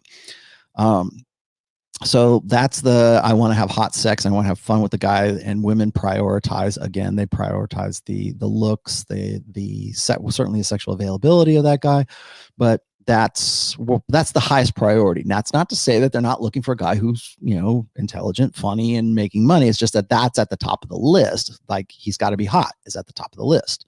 When a woman gets to a point where she's like in her epiphany phase, hot is still at the top, is still high, but now he's got to have benefits. Now he's got to love his mama. Now he's got to make partner within the next 4 years. Now I got to think about my long-term security. So now the priority is, and I'm not saying it's not important, I'm just saying it's less important for beta provisioning and beta bucks than alpha seed.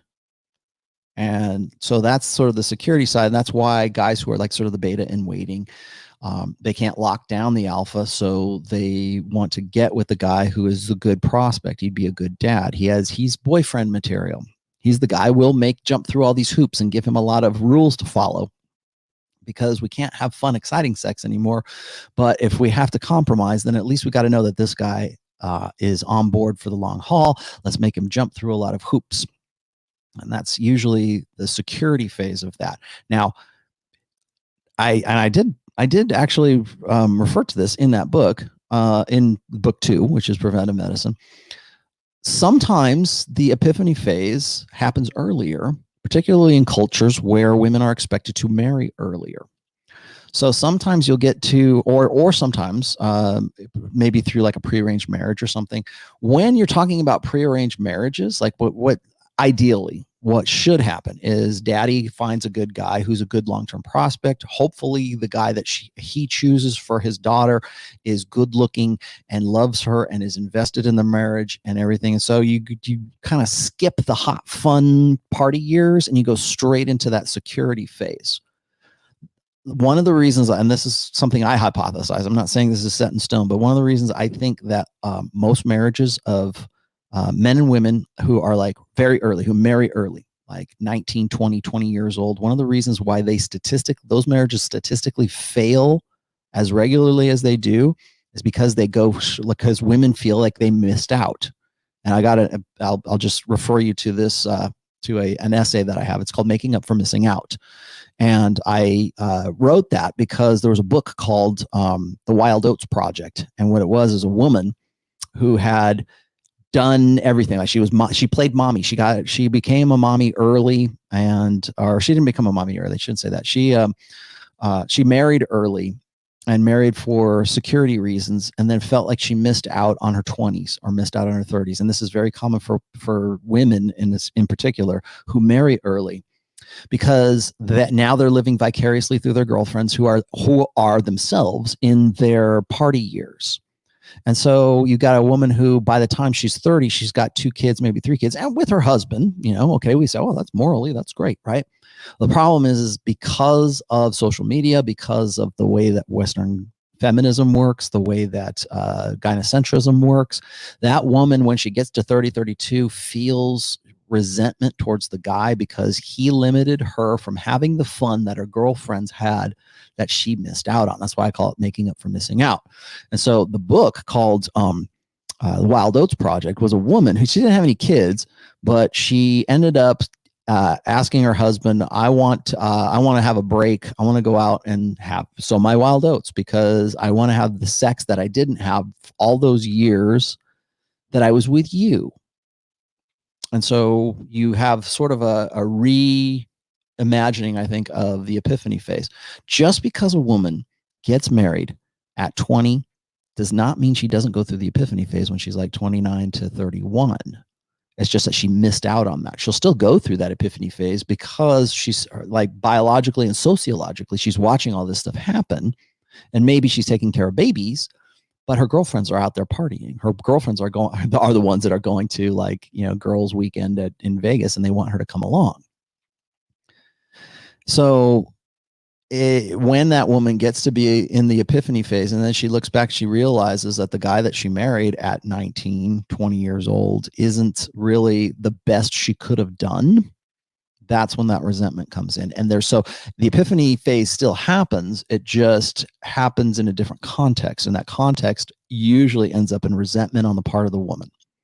So she looks at that guy and she goes, what was I thinking? And that's where you get like the divorce porn industry, which is the eat, pray, love narrative. Well, just leave your husband, detonate your family. Don't worry about it. You'll get cash and prizes. The babies will be yours because child support. And you can fly off to Jamaica and get your groove back. Girl, you go, girl. You're entitled. You're supposed to do that. They held you back all this time. You could go back to college. You could be a cougar. And so they buy into that. And you want to know why divorce porn is such a seductive like fantasy for women. It's usually seductive for the women who are stuck. They made decisions and they are, maybe to their credit, they're sticking to those decisions, but they're stuck. And so they think because, oh man, if only we had the internet before I met this guy, I never would have married him because I would have been involved in the global sexual marketplace and not the local sexual marketplace. He was the best thing going in the local sexual marketplace when I was 19, but now I'm 32 and there's this great new thing called Tinder, and there's this great new thing called OnlyFans, and there's this great new thing called, whatever.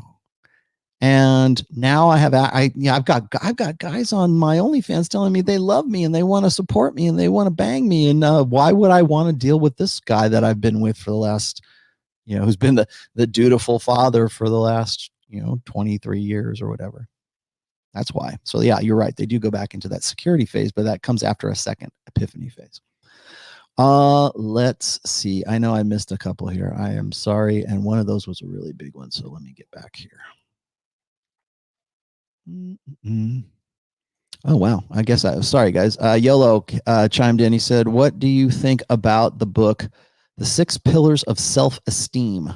What is the definition of self-esteem and cure for low self-esteem? Please help me. Give me the pill. I need self-esteem. You know what the cure for self-esteem is? It's building yourself up and building up options. That's how. How do you get confidence? How do you believe? I don't know, believe in myself. Like if you go and you watch like if you watch like RSD now, or you watch like Owen Cook or Tony Robbins, like it's always this magical way of getting self-esteem. You got to dig down deep inside you, and like Julian Blank, man, you got to dig down deep and you got to pray and you got to ask the universe to give you confidence. No, you need to build yourself up. You need to fall flat on your ass and you need to compete. And you need to get out there and develop options. You know how you get confidence? Options. You know how the monkey branch thing, like I was telling you, how does that work? Options. How do you get a better job? Options. How do I get more intelligence? Options. How do I put myself in a better situation? Options. You know, my guys will say, well, you know, you gotta get into the gym and work out. Okay, well, go and work out. And then suddenly they find that women, you know, once they get in better shape or even just like regular shape, women start to notice them and they start having options and they don't know what to do with those options, right? But they're still confident. That guys will say this. They'll say, oh, I got into the gym and I put on this muscle and I lost some weight and everything. And man, my confidence just shot through the roof. Yeah, why? Because you know that girls want to get with you, or you know that people treat you differently. Could be even guys like treat you differently because you look different. Why? Because you probably have more opportunities. You have things were opened to you that were closed to you before. Options. That's why. I don't know anything about the 6 pillars of self-esteem. I'm very kind of wary of terms like that. Self-esteem is an old order way of thinking. It is what I would expect to come out of the mouth of Dr. Phil or Dr. Gray from, you know, Men Are From Mars or something like that. I'm not saying that, you know, like thinking highly of yourself is a bad thing, but the problem is, you know why guys mostly don't think very highly of themselves? Because they don't see a product from that, right? I can sit here all day long, or, you know, I can sit on the couch all day long and I can hammer beers. I can watch TV. And you know what? At the end of the day, I could go, yeah, man, I feel real good about myself. And you can tell yourself that, like all that bullshit about, self-talk. You want to know where that comes from? Like people were telling me this about like gorilla mindset, right? Oh, you need to work on self-talk or talking to your, you know, telling yourself you're a winner and stuff. You know where that comes from? It comes from power positive thinking, Norman Vincent Peale.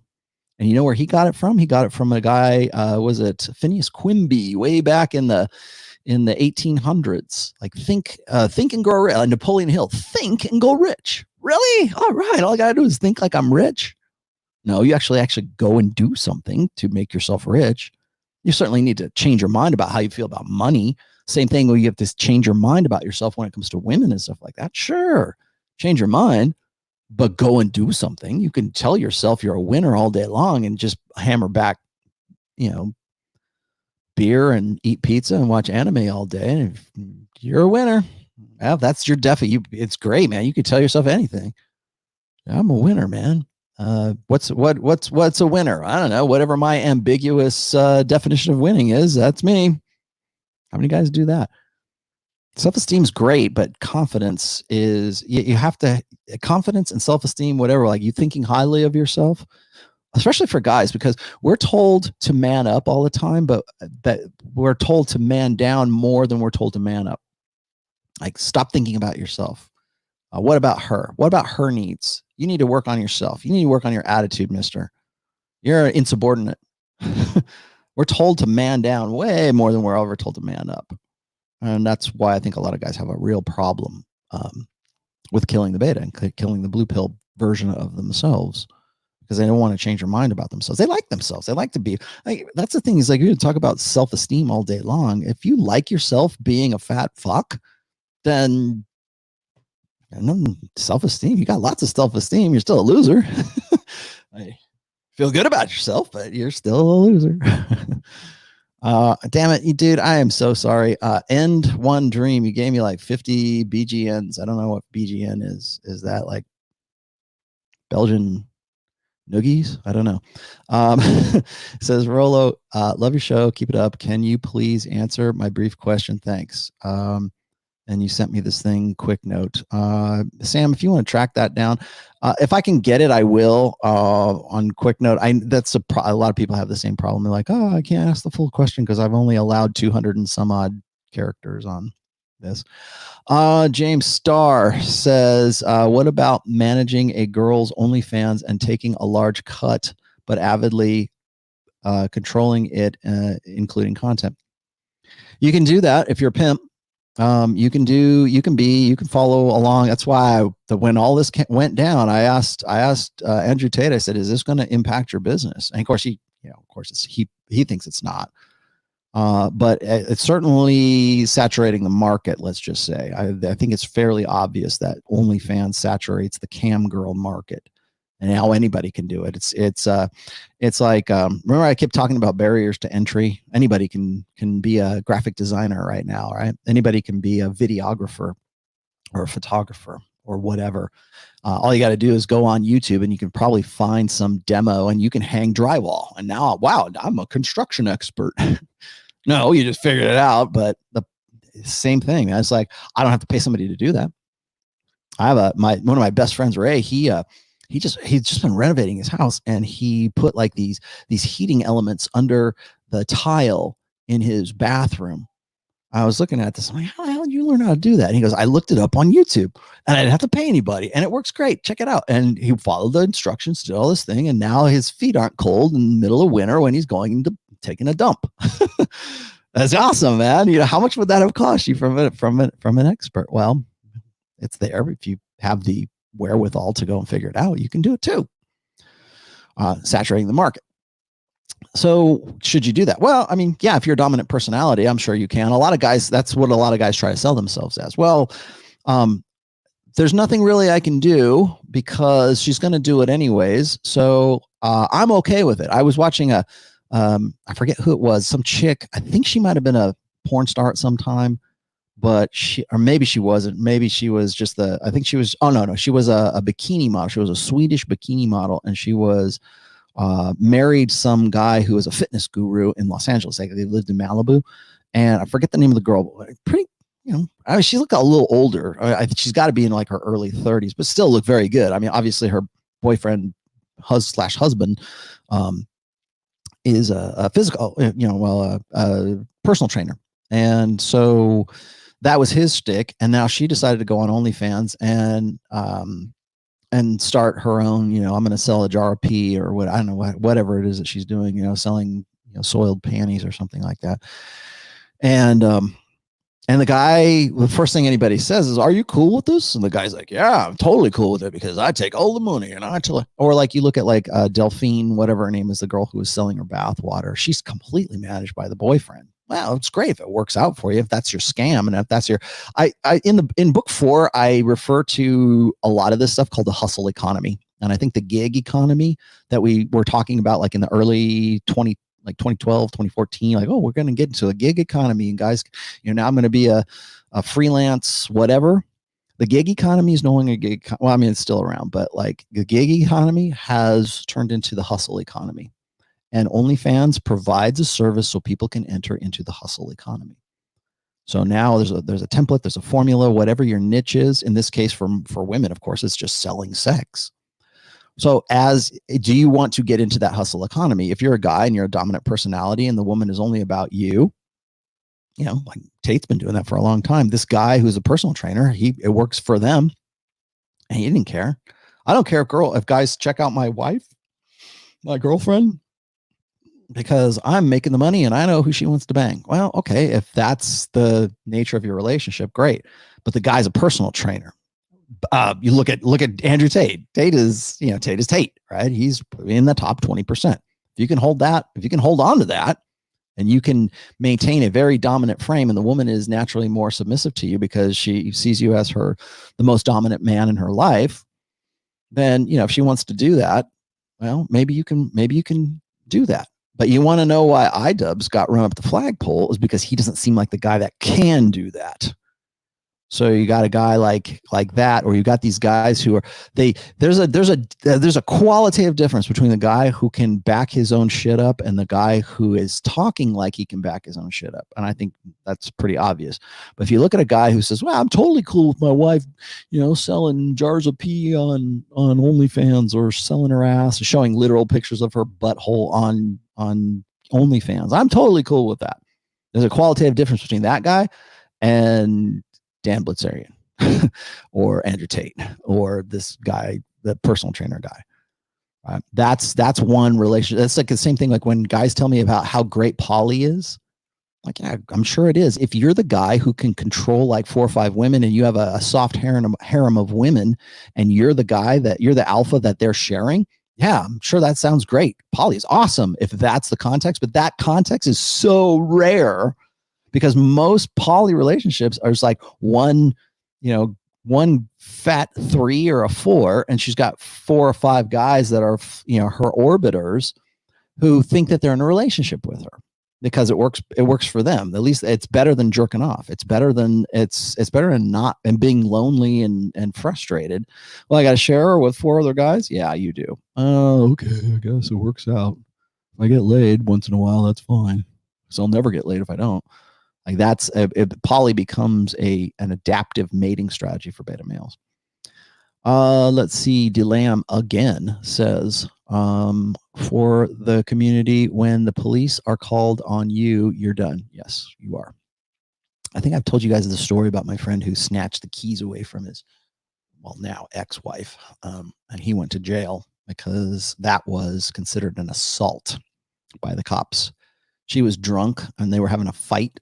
And she was going to take off in the car. And he's like, you're drunk. I'm not going to let you drive the car. He snatched the keys away from her. She called the cops. Cops came. He said, did you snatch the keys? He go, yeah, she's drunk.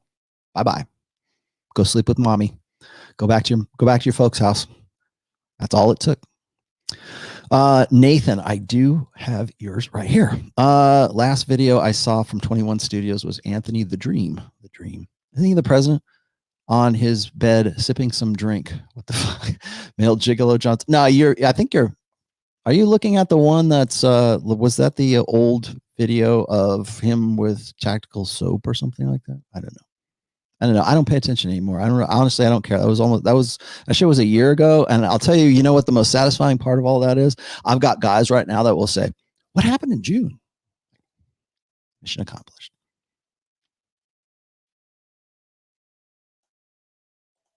What did you say? Then why would they marry a bridge? Okay, well,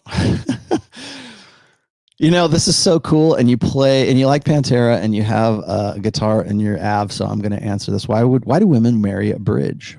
Because they want the wedding. Because they want something that signifies that they're not alone. Why do women marry bridges and chandeliers and dogs and themselves? Why do they want to have that marriage? Like you look at guys who are like, dyed in the wool MGTOWs, they don't marry themselves. They don't even marry. Well, I don't know if all of them are like this, but like it's a rare occasion if a MGTOW marries his like waifu pillow, right? Or an incel does. I don't blame that on MGTOWs. Even I wouldn't give you that one. But why? Why is it that guys are like, it's all right? Because there's a need for connection. There's a need for like, I'm worthy. I'm worthy. I just can't find the right guy. So I'm still going to have the ceremony and I'm still going to feel good about myself. Why do mostly women obsess on their little dogs or the cats? And that's the stereotype, right? The spinster with lots of cats in the boxed wine, the horrible domestic boxed wine.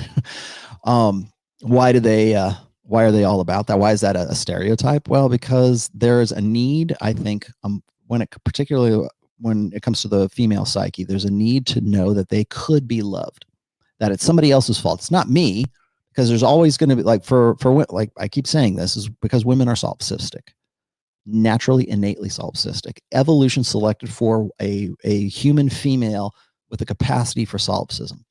I say solipsism, not narcissism, because there's a difference between those two. I think narcissism is like sort of almost arrogant self-love, whereas solipsism is almost an oblivious sense of everything's about me and they don't know that it's about them. So even when women are communicating, one of the reasons why women do this, where they, like, you say something, if I say something that's unflattering about women will come back, or female nature. They'll come back and they'll say, well, as a woman, I do this, and I've done my experience, and I and me and I and our and my women's my I me I, that it's this constant personalization. And so what happens is, how do I come to the conclusion that women are solipsistic? Well, first of all, everything is cast in their own personal experience. And why wouldn't it be? Because in a gynocentric social order, women's experience is the correct experience. So they're starting from a position that whatever it is that they say, I can be any woman on planet Earth can be a representative for the sisterhood, for every single woman. All right. Well, as a woman, my experience has been this. So that's the universally approved, correct version of what you're saying, Mr. Man. Or you're mansplaining. Blah, blah, blah, blah. How do we get to that? Well, because women presume, again, obliviously, that everything is about them. Then what happens is that solipsism prevents them from insight. Generally, I'm not saying women can't be insightful. They can, or introspective, or whatever. They can do that. It's just that that's not their natural proclivity. Their natural proclivity for a woman is to be solipsistic. To think that everything that is on the outside of her experience, on the peripheral of her experience, is like when I talk about mental point of origin and thinking about yourself before anything else, women do that naturally. That's part of their natural proclivity. It might not necessarily be for men, but for women, it definitely is. So and I'm not saying that mental point of origin is solipsism. I'm just saying that women get to mental point of origin by way of an innate solipsism that's part of sort of their evolutionary makeup. And it had to be, because women who were solipsistics tended to survive more, because if everything was about them, it was about their survival, and it was about their baby's survival. You want to know how women get to, I talk about this in War Brides all the time. Why do women have such an easier time recovering after a breakup, particularly with a beta male or a guy who was defeated and killed? Like when a tribe comes in and it destroys that tribe, and they kill all the menfolk and they kill all the boys and they take all the women as spoils of war over and over and over again, what does that do to the collective psyche of the next generations of women? Well, it selects for a woman who is solipsistic, only interested in her own survival and her baby's survival, because they have to be, right? If they weren't, they'd be dead. So there's the solipsistic nature of that. And it's oblivious solipsism. I'm not saying it's arrogant. I'm not saying it's mean. I'm not saying it's even necessarily negative. It can be. It certainly is now in our information social media age. Yes, because it's exacerbated. But it has been a net benefit for human beings that women would be solipsistic, and as a result of that, not be very introspective or be very insightful. And so that's why it's really hard to get women to understand the experience of men. They don't want to anyways, because it sounds like a man's claiming victimhood, or like it's all about him. And you can't do that if you're a solipsistic woman. So what happens is you never get to the point where women realize that, they don't get that self understanding, or that I'm not saying they don't, but they rarely get to that. It's not natural for them to get to that. And when they do, it is less about what they've done and more about the outside. What happened to them, right? So if a woman marries herself or marries a bridge, or she still wants to feel like she's acceptable, or it's these guys. That's why you get women who, when they get to their epiphany phase, or they get after that and they are unmarried or never married, it's always men's fault. Men are infantile, or men are fearful of commitment, or think of any of the tropes that women come up with when they get to that age and what they think about men. You don't hear that from women who are like 23, 24 years old, because they don't care. They're having the time of their lives because they're at their sexual market value peak. But when you got women who are necessitous and very rarely insightful, it becomes about men not cooperating with what their life plan was or their mating strategy was. And boy, wouldn't it be great if men would focus on women my age instead of the 23-year-olds that every man at every age wants to get with. Well, how do we do that? Well, we got to shame them. Well, I'm still worthy of love, so I'm going to get this little dog and pour all of my heart into this little dog, and the little dog gives me love back. And so now I feel like I'm validated because of that. Or I'm going to marry this bridge, or I'm going to have this experience, or I'm going to marry myself because I love myself more than anything. And I think that's probably the apex of like female egoism. Because what that says is that I'm an island, I am self-sufficient, and I am I need for nothing outside myself is what that says. And that is exactly what feminism has been teaching women for a very long time. And I think it's very damaging for women. That's why when you get to that point, you go, what the hell are you talking? You're marrying a bridge? You're marrying a chandelier? We think it's crazy, but she doesn't think it's crazy. Let's see, what else do I have for you? First Last says, again, check out Plenty of Fish. I guess you mean Plenty of Fish. Live streaming. It's like seeing behind a curtain of OnlyFans, SMV, Simp, and White Knights. Yeah. Aren't you glad that you have the red pill in so that you can sort of understand what's going on? Aren't you glad to be separated from that? And now you have a better awareness and you're educated enough to like make decisions for yourself? And seeing all of that and you're not making those same mistakes. Wow. Do you think that's maybe worth a little, I don't know, donation? PayPal account, please.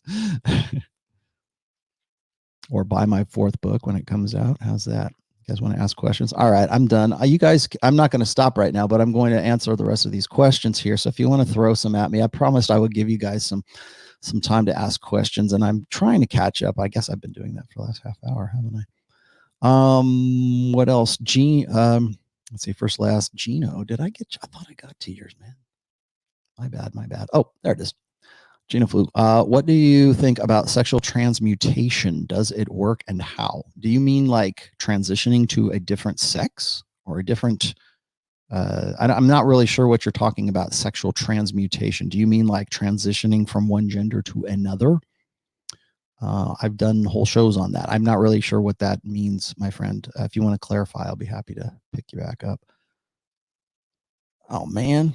I'm just going to put this on there just so I can see his bald head. There you go. Rich, you didn't like that one tweet or that I found you. I found you a good single mommy who says that if you're not willing to pay for her and her babies and her babysitting and the date and everything, that you're not a real man. That's your new wife, man. Dave says friends don't let other friends simp on sites. That's, I know that's only a $2 tweet, or a $2 super chat, but it's very true. You owe it to yourself and you owe it to your friends to tell them, hey, what are you doing? Call them out on that. Why not? Joshua Clemens says, Mr. Clemens says, have you ever considered narrating or releasing a Rollo narrated version of your books on audio? I believe a lot of us would purchase them again. Would you? I don't know. I realize that some people I love Sam Bada like a brother, and I still do, but I do understand that a lot of people either like he's kind of acquired taste when it comes to his narrating, because some people will say that he's, I don't know, maybe it's too much, and I'm not going to do that, not anytime soon. I'm actually going to have him narrate book 4 as well. But I will tell you this, I have considered, and I probably will do this, and I'll probably sell these things on Gumroad, but a lot of people have asked me to read some of my older essays and make them available as audio. So I might read 4, let's just say 4 essays, put them on an audio file and put them on Gumroad, make them available. Of course, then what will happen is everybody will pirate them and pass them around, but it's okay. Why, you like my voice? Do you like my voice? How about if I did? What if I read my essays in high Gothic or iambic pentameter? I could do that. I love you guys. I love you too, man. I appreciate you. Bashan says female pet lovers are equal to single mothers. Yeah, I'll tell you, I didn't put this in the description because I didn't think I'd be talking about this. Bash. But I have an essay called That Damn Dog.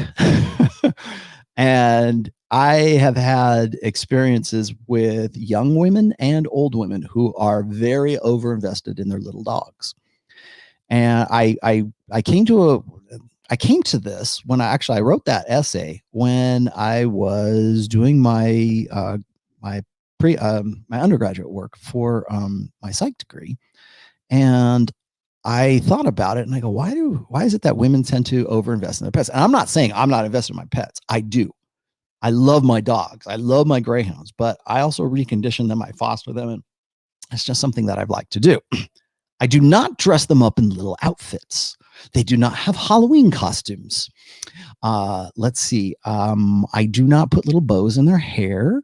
I don't try to dress them up or turn them into little Star Wars characters. They don't have Sesame Street blankets or little beds. They don't have little monogrammed, bibs with a lobster on it or anything like that. I don't do that. They're dogs. Okay. I love them as dogs. They like being dogs and I like them being dogs, but I don't refer to them as my fur babies. I don't refer to them as my children. They're my dogs. They're my greyhounds. I love Ned like a son, but I'm not going to ever call him my son. I'm never going to say, oh, I have fur babies. And people say, well, that's unhealthy. Well, I love my dogs. Don't get me wrong. I'll do anything for my dogs. Let's see, since 2010, I have had and fostered probably 12 different greyhounds. Of those greyhounds, 1, 2, 3, 4, 5, 8 of them have died in my arms. So that's my level of commitment to my pets. All right. But there's a difference between that and putting little doggy slippers on Pookie. So think about it. Do the right thing. Assange. I keep butchering your name, brother. Sorry. You're going to have to tell me how to pronounce it someday. I'm just going to call you Muhammad. Just began to spin plates. Is freeing any... Just began to spin plates. It's freeing. Any advice? Yes. Here's my advice to you. Here's your $2 of advice. Go and look in my catalog of videos. There's a whole, in fact, I did it in March. And I got run up the flagpole for it. There is a video that is dedicated to spinning plates. Also, if you haven't read the 6-part series on my blog, or it's also in my first book, if you would like to read that, you want some advice, go and read those chapters and or essays on my blog.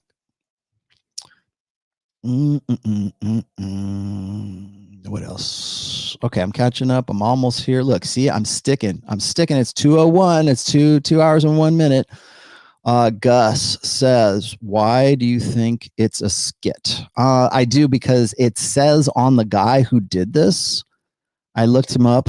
Like I said before, what the hell was that guy's name? Well, first of all, What's Up Jesus says it's probably a skit. It is a skit.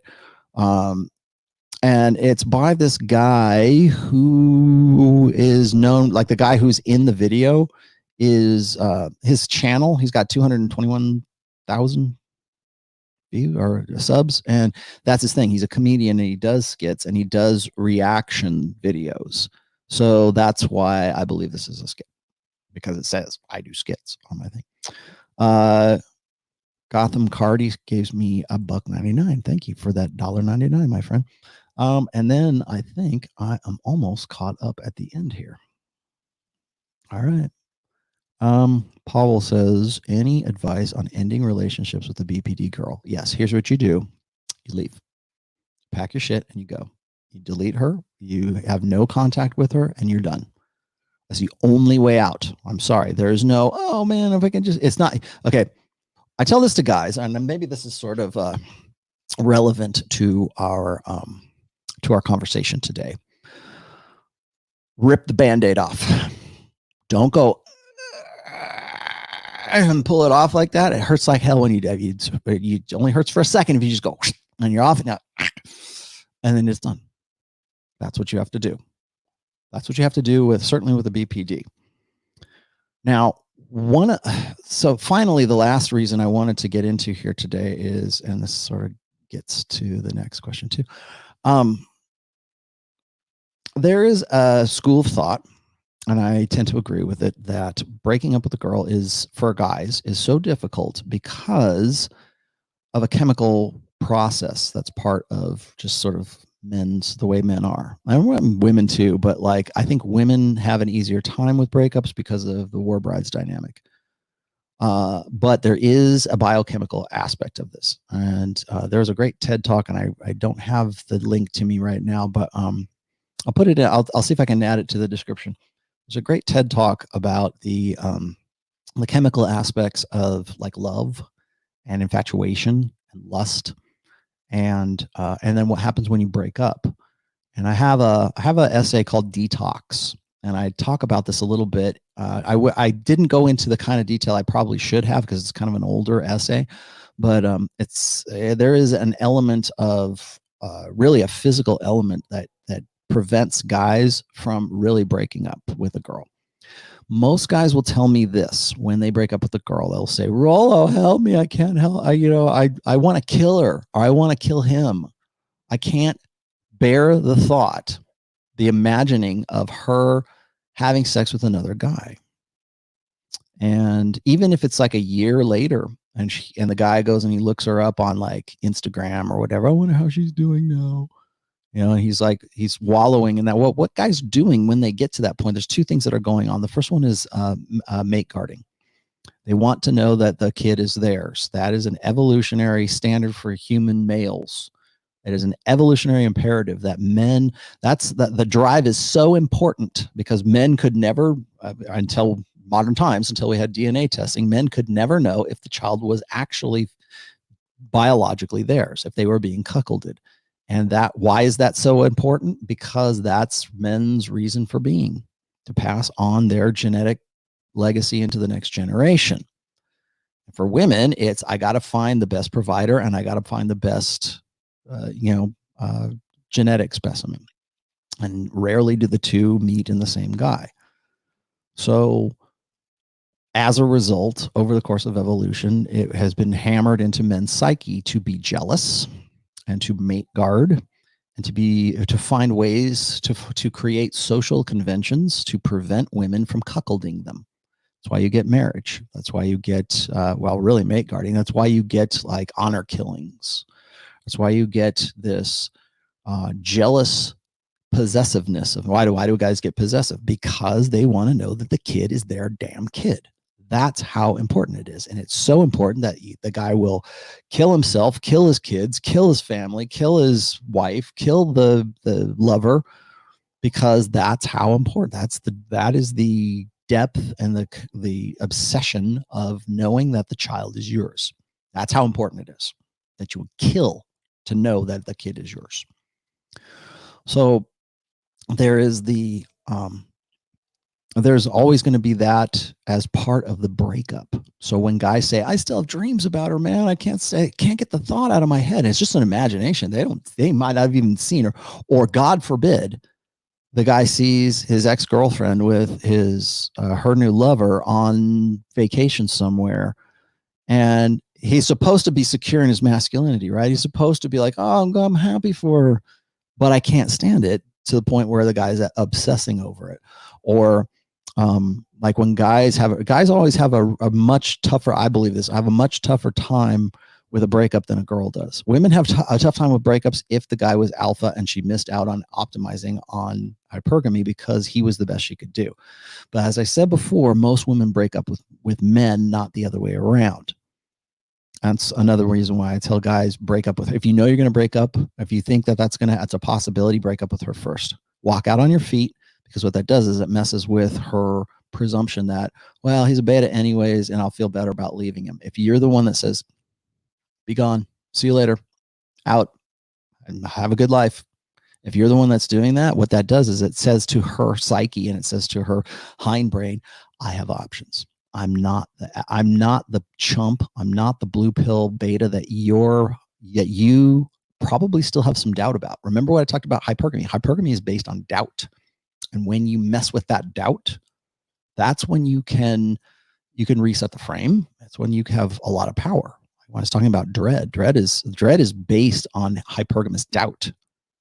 Oh, is he like, you can go like, a woman will get comfortable with a guy and like they'll get into this routine, they'll get into a sexless marriage, and then all of a sudden they'll be in a new social setting and maybe a girl flirts with him. And that messes with that doubt. Well, maybe he's not the beta chump good dad I thought he was. Women really want to get with him. This waitress was flirting with him. I mean, she might feel a little jealousy as a part of that. That jealousy is conducive to her wanting to have genuine desire for that guy. Mystery talked about that too, and I think this is also true. And this is sort of like old school, red pill of the ancients, which is love. Particularly like when I was studying courtly love and chivalry for book 4, one of the things I found out was one of the articles of courtly love is that real, true romantic love can't exist without jealousy. And that's something that Mystery picked up on back in like 2004, 2003, something like that. Real love does not exist or can't exist until the lover is jealous of the other one, because there's an investment, losing that person. And I think that also has a chemical component to it as well. So when guys say, I can't stand the thought of her banging some other guy, I'm going to kill myself, like that is really because what he's trying to do is he's trying to re-establish those good feelings and those good endorphins and all that good, the pleasurable chemicals that are actually very similar to like heroin for guys. And they're trying to reestablish that. It felt so good when I was in love and when we were banging, it was awesome. And then I had it and I lost it. And it's like a junkie trying to get his fix. So when a guy breaks up with a woman, he's trying to find ways to reestablish that. And from a behavioral perspective, that means that the guy's going to try novel behaviors. It means he's going to you'll go through what's called an extinction burst. And the extinction burst is like guys will try anything. How do I get her back? I don't know. Let's jump out of a plane. Let's do something, crazy. Let's dress up in a fuzzy costume or something. Let's try to get her I don't care. Whatever will work. I'll do it. That's an extinction burst. That's how do I get her attention? How do I get her back? How do I reestablish those good feelings? So guys will get into that point. And what you're doing is you're detoxing from those good feelings. And as a result of that, you might have dreams about her. You might be obsessed with her. You might even have suicidal thoughts because you can't live without that good feeling anymore. You'll write songs, right? You'll write poetry. Oh, she left me. That's what the blues came from, man. That's how the blues started. That's how most country music is, right? How do I get her back? She hates me. I hate her too, but I want her back.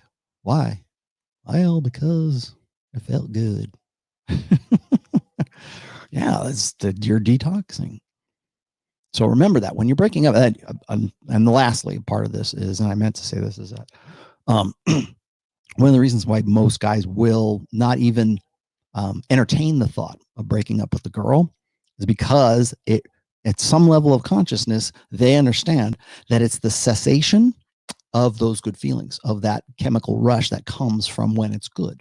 That's why I stuck it out with my BPD, because and I've said this before, and most guys who are with BPD girls will agree, the sex is freaking crazy, man. It is awesome. And it's so freaking good. It's like porn star bouncing out, like hang from the chandeliers, baby. It is against the wall. It is every which way. But she's crazy in bed and she's crazy out of bed. And that's what gets you. That's because it's a reward. It's intermittent reward. From behavioral perspective, again, it's intermittent reward. So you get that rush. It's like the BPD woman becomes your drug dealer. So you have sex with her and you're like, oh man, I can't wait to get out. Well, boy, that was great last time. She's kind of crazy. It looks like she might kill my mom, but I don't care, man. I don't want to get with it. And you will keep going and going and going. You get into this, what becomes later a negative feedback loop. So think about that. If you're going through a breakup, remember that there is a chemical component to breaking up. And that might be what's preventing you from making the real logical, rational decision that you really need, that would be best for your life, which is get the hell out. I'm done. Gotta go away. See ya. Like this guy did in the skit. Whatever. All right. Sexual transmutation by Napoleon Hill. I don't really put too much truck in Napoleon Hill. I'm sorry to say. I know people are going to hate me for that, but I'll just up and say it. Napoleon Hill was related to Phineas Quimby, Norman Vincent Peale, Zig Ziglar, Tony Robbins. It's that same grift. It's the same story. It's the same power of positivity thing. So I haven't read it and I don't know anything about it. Jamalode says women claim that they are selfish in return because guys are like that. Of course they do. That's again solipsism. They've got to find an equal and opposite reaction. So how do I explain away me being a bitch? Well, guys were dicks, so I'm going to be a bitch. Well, that makes sense. You're saying to fight feminine solipsism with mental point of origin. No, I think mental point of origin is necessary for frame. If you're going to fight solipsism, then you need to fight it with your own solid dominant frame. There you go. But you don't get to frame unless you have mental point of origin. There's your $5.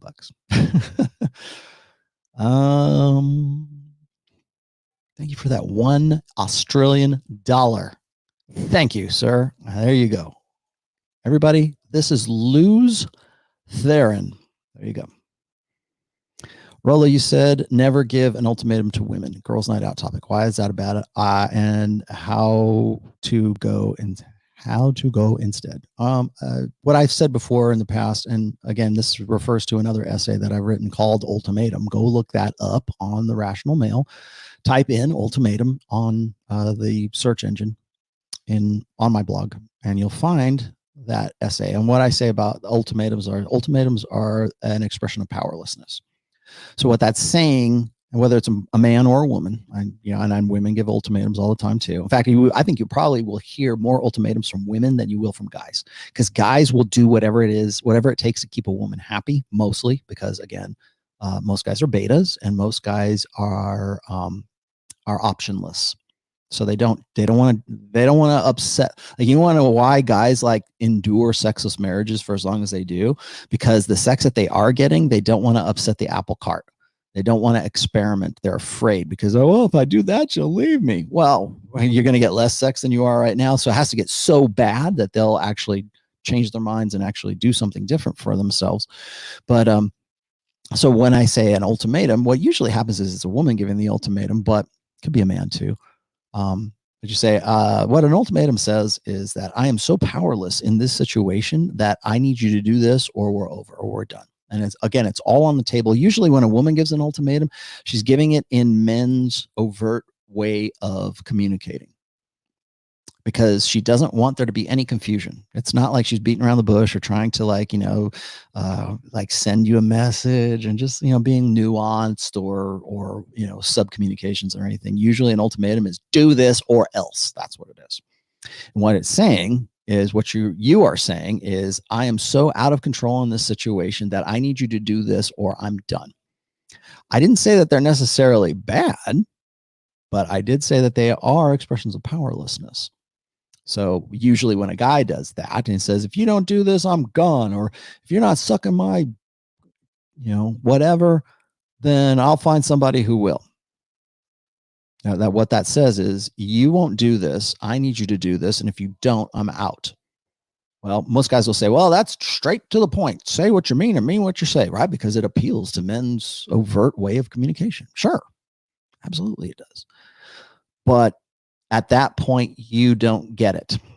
You don't just get it anyways, because you're resorting to negotiation, A, and then B, you're at a point where you have to be told, or that person has to be told to do something. And again, it goes back to the desire dynamic. Does she really want to do those things, or are you making her obligated to do those things? I would much rather have a woman who wanted to have sex with me because she couldn't keep her hands off me and wanted to tear my clothes off because she genuinely desired having sex with me, rather than me going, if you don't bang me right now or you don't have sex with me, I'm going to go down the street to the bar and find somebody who will. Well, and then she does. Do you think she wants to? Is that going to be a great sexual experience? No, because you're powerless over that, because you don't know what to do. You don't know how to attract her. You don't know how to get her into into your frame, whatever, something like you get to the point of ultimatum. It's usually because of a lot of other things that happened to that led you up to that. And you're not dealing with those things, or you're not like trying to, or maybe the problem's her. But in either case, sometimes it's better just to simply say, No ultimatum. I'm just leaving. Bye. You know, that's my boundary and you crossed it. I've said this before, and I think that this is something I definitely need to end on is do not explicate, demonstrate. Demonstrate, do not explicate. Do rather than say. That's why I'm sort of against ultimatums, is because it's explaining, it's explicating, it's not demonstrating. So if you want, if a woman crosses your boundaries, the penalty starts right there. The consequences for crossing those boundaries begins right there. It's not, oh, I'm going to give you a warning this time. No, that's it. Bye. Comply or goodbye. Because I want natural desire. I want true, genuine desire. I don't want to have to tell you to desire me, because once I do that, now I'm negotiating. Now I don't get it anymore. Now you don't get it. She doesn't get it anymore. All right. Yes. Okay. I'm not a big fan of Napoleon Hill because he's sort of one of these positivity. It's positivity porn. It's success porn. Thank you, John Garcia. Being mowed one, spinning plates, and being able to walk away are the 3 codes I live by with women. Yeah, and most guys do, and it works for them. Stick with it. If it works for you, then that's good. Hey, Rollo, friend's girlfriend in Japan told him that she's going to hang out with a school friend one-on-one. Good or bad? Probably bad. Why? That's her desire to do that, to go and hang out with them one-on-one. Well, what does that mean? What does that even mean? Oh, we're going to go hang out. What are you going to do? How do you hang out? Where is it going to be? What are you going to do? You don't have to even ask those questions. You just have to say, well, why do you want to do that? It's not about her going and doing it. It's why does she want to go do it? Mysterium Lugosi. Fun fact. Vince Neil and Tommy Lee once had a bet to see who can go the longest without bathing and still get laid. Number one remembers who won. No one remembers who won, but both went a month. That sounds like something they do too. That was a good movie, by the way, The Dirt. I like that. I was happy with that. Okay, guys, that's it. No more. Don't give me any more. Really, I'm not going to take your money. Okay, so I hope you guys, again, learned something valuable from this. Most guys won't break up with their girl. Just last but not least, Prince Harry needs to break up with his girl, but he won't do that. Why won't he? Why won't Harry break up with Meghan? Mostly because he's blue pill, mostly because he thinks he's a prince. He thinks he has no options. He thinks she's the one. He said that before. He said that right before they got married. That's one of the reasons why I said this is not going to work before the wedding happened. I said, because he's already talking like he's a blue pill chump. She's the one. She's the magic girl. That's what was coming out of his mouth before they got married. He won't break up with her because she is his preordained girl. And I don't know. I'm still on the fence as to whether she's like BPD, but she's certainly very narcissistic. She's certainly when guys said like, oh, I can't believe he sold his rifle collection for her. Guys do this all the time. I'll sell my comic books. I'll sell off my hobbies. I'll sell off whatever it is, because that's not what a real man does. I need to be part of this family. And she's right. Like, guys will convince themselves that what their women are convincing them of is the right thing to do. And with the women have a whole network of other women that says, yeah, that's right. He should get rid of those. That's a good idea. And okay, everybody else is saying it. There's social proof right there too. I guess I'm going to let it go. So what guys will do is they're very hesitant to break up with a woman for a lot of reasons, like I said, about detoxing and all that. But primarily, it's sort of a outward perspective. Why won't Harry break up with Meghan? She'll split up with him. I guarantee you that. He will not break up with her for hell, come hell or high water. He will not break up with Meghan. She'll be the one that initiates the divorce, because he'll get to the point where he's such a compliant blue pill chump that she will get sick of it. Imagine her having to have sex with him. Imagine her having to go, yeah, I really want to get with this guy. He's my dream come true. Do you think that that's what Megan says when she's, taking off her clothes to get it with Harry? I don't think so. I would be surprised if they had, if they weren't in a sexless marriage or almost close to sexless marriage right now. And he's already having regrets. He won't break up with her though, because he's too blue pill. He's too beta. Well, he flew helicopters. It doesn't matter. Does not matter one bit. Clearly, I mean, here we are, almost 3 years later. The baby's here. God forbid they have another kid. Look at what's happened to them. Look at what he's given up. Look at what he's sacrificed. And it's not just guns, right? His princehood, his family. He's isolated. He doesn't even live in the UK anymore. He's a prince of freaking England. He lives in LA. And he doesn't even, I don't even know what his last name is, but we keep calling him Prince Harry. He's not really a prince. So I don't think that's going to happen. I don't think they're going to break up, or I don't think he's going to break up with her. She'll break up with him eventually.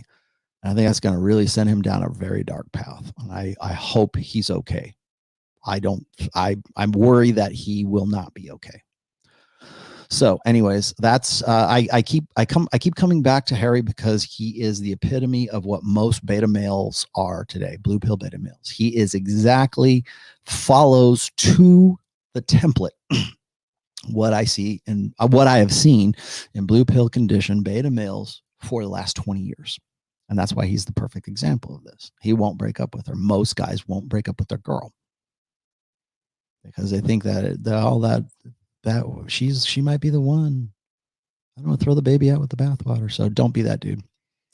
What did you say, Randy Marsh? What's your opinion on women having backups while in an LTR? Randy, here's what I'm going to tell you here at the end. Go look up an essay I have called, actually it's in book 3 as well. It's called Plan B. Women always have a plan B. There's always the, break glass in case of emergency. So what's my opinion on women having backups while in an LTR? I think you as a guy need to accept that that's what they have and don't accept it, right? I understand that okay. My answer to pretty much all of these questions is what is conducive to genuine desire. A woman has a genuine desire. If you're the best she can do, if you are the apex guy, if you're optimizing hypergamy and you have genuine desire, she doesn't have a backup. She doesn't have those things. She is invested in you. She wants you, genuinely, naturally wants you. That's always the gold standard for a healthy relationship. Polarity and desire. Does she have genuine desire for you? If you can't answer that, or if you're confused about that, you probably don't have it. That's really the last thing I got to say. So anyways, all right, guys. Thank you guys for watching. Again, I'm going to be hosting Rule Zero on Saturday. It will be 11:30 a.m. Eastern time, 8:30 Pacific a.m. I know because I got to get up early. I don't know exactly what the topic's going to be, but it will be on. But look, watch my Twitter feed. Watch here. I make announcements for what we're going to do. I'll put it up by tomorrow or Friday. I'm sure. Let you guys know. But it will be on my channel. If you have not subscribed, please do. If you want to make a financial donation to the channel and me and whatever it is that I do, you can find all that information in the description. If you haven't bought The Rational Male, as you can see here in my overlay, please do. I'm also, if you want to just give me a good review on Amazon, I can always use those too. Anything that sort of spreads the message and gets the book out. Also, if you've bought the print version, consider buying another one and handing it to a friend, giving it up. I always push the print one because that's really what it's for. Start with number 1, and if you want to go on to 2 or 3, that's fine too. But always start with that one and have conversations. Like, get with your friends, say, what do you think about this? Because if you're not having those conversations, I can sit here and preach to you guys all day long, but you need to be talking with other people about it. And if you agree or you disagree, I don't care, just as long as the conversation is happening. So there you go. Thanks for watching, and I will see you guys on Saturday.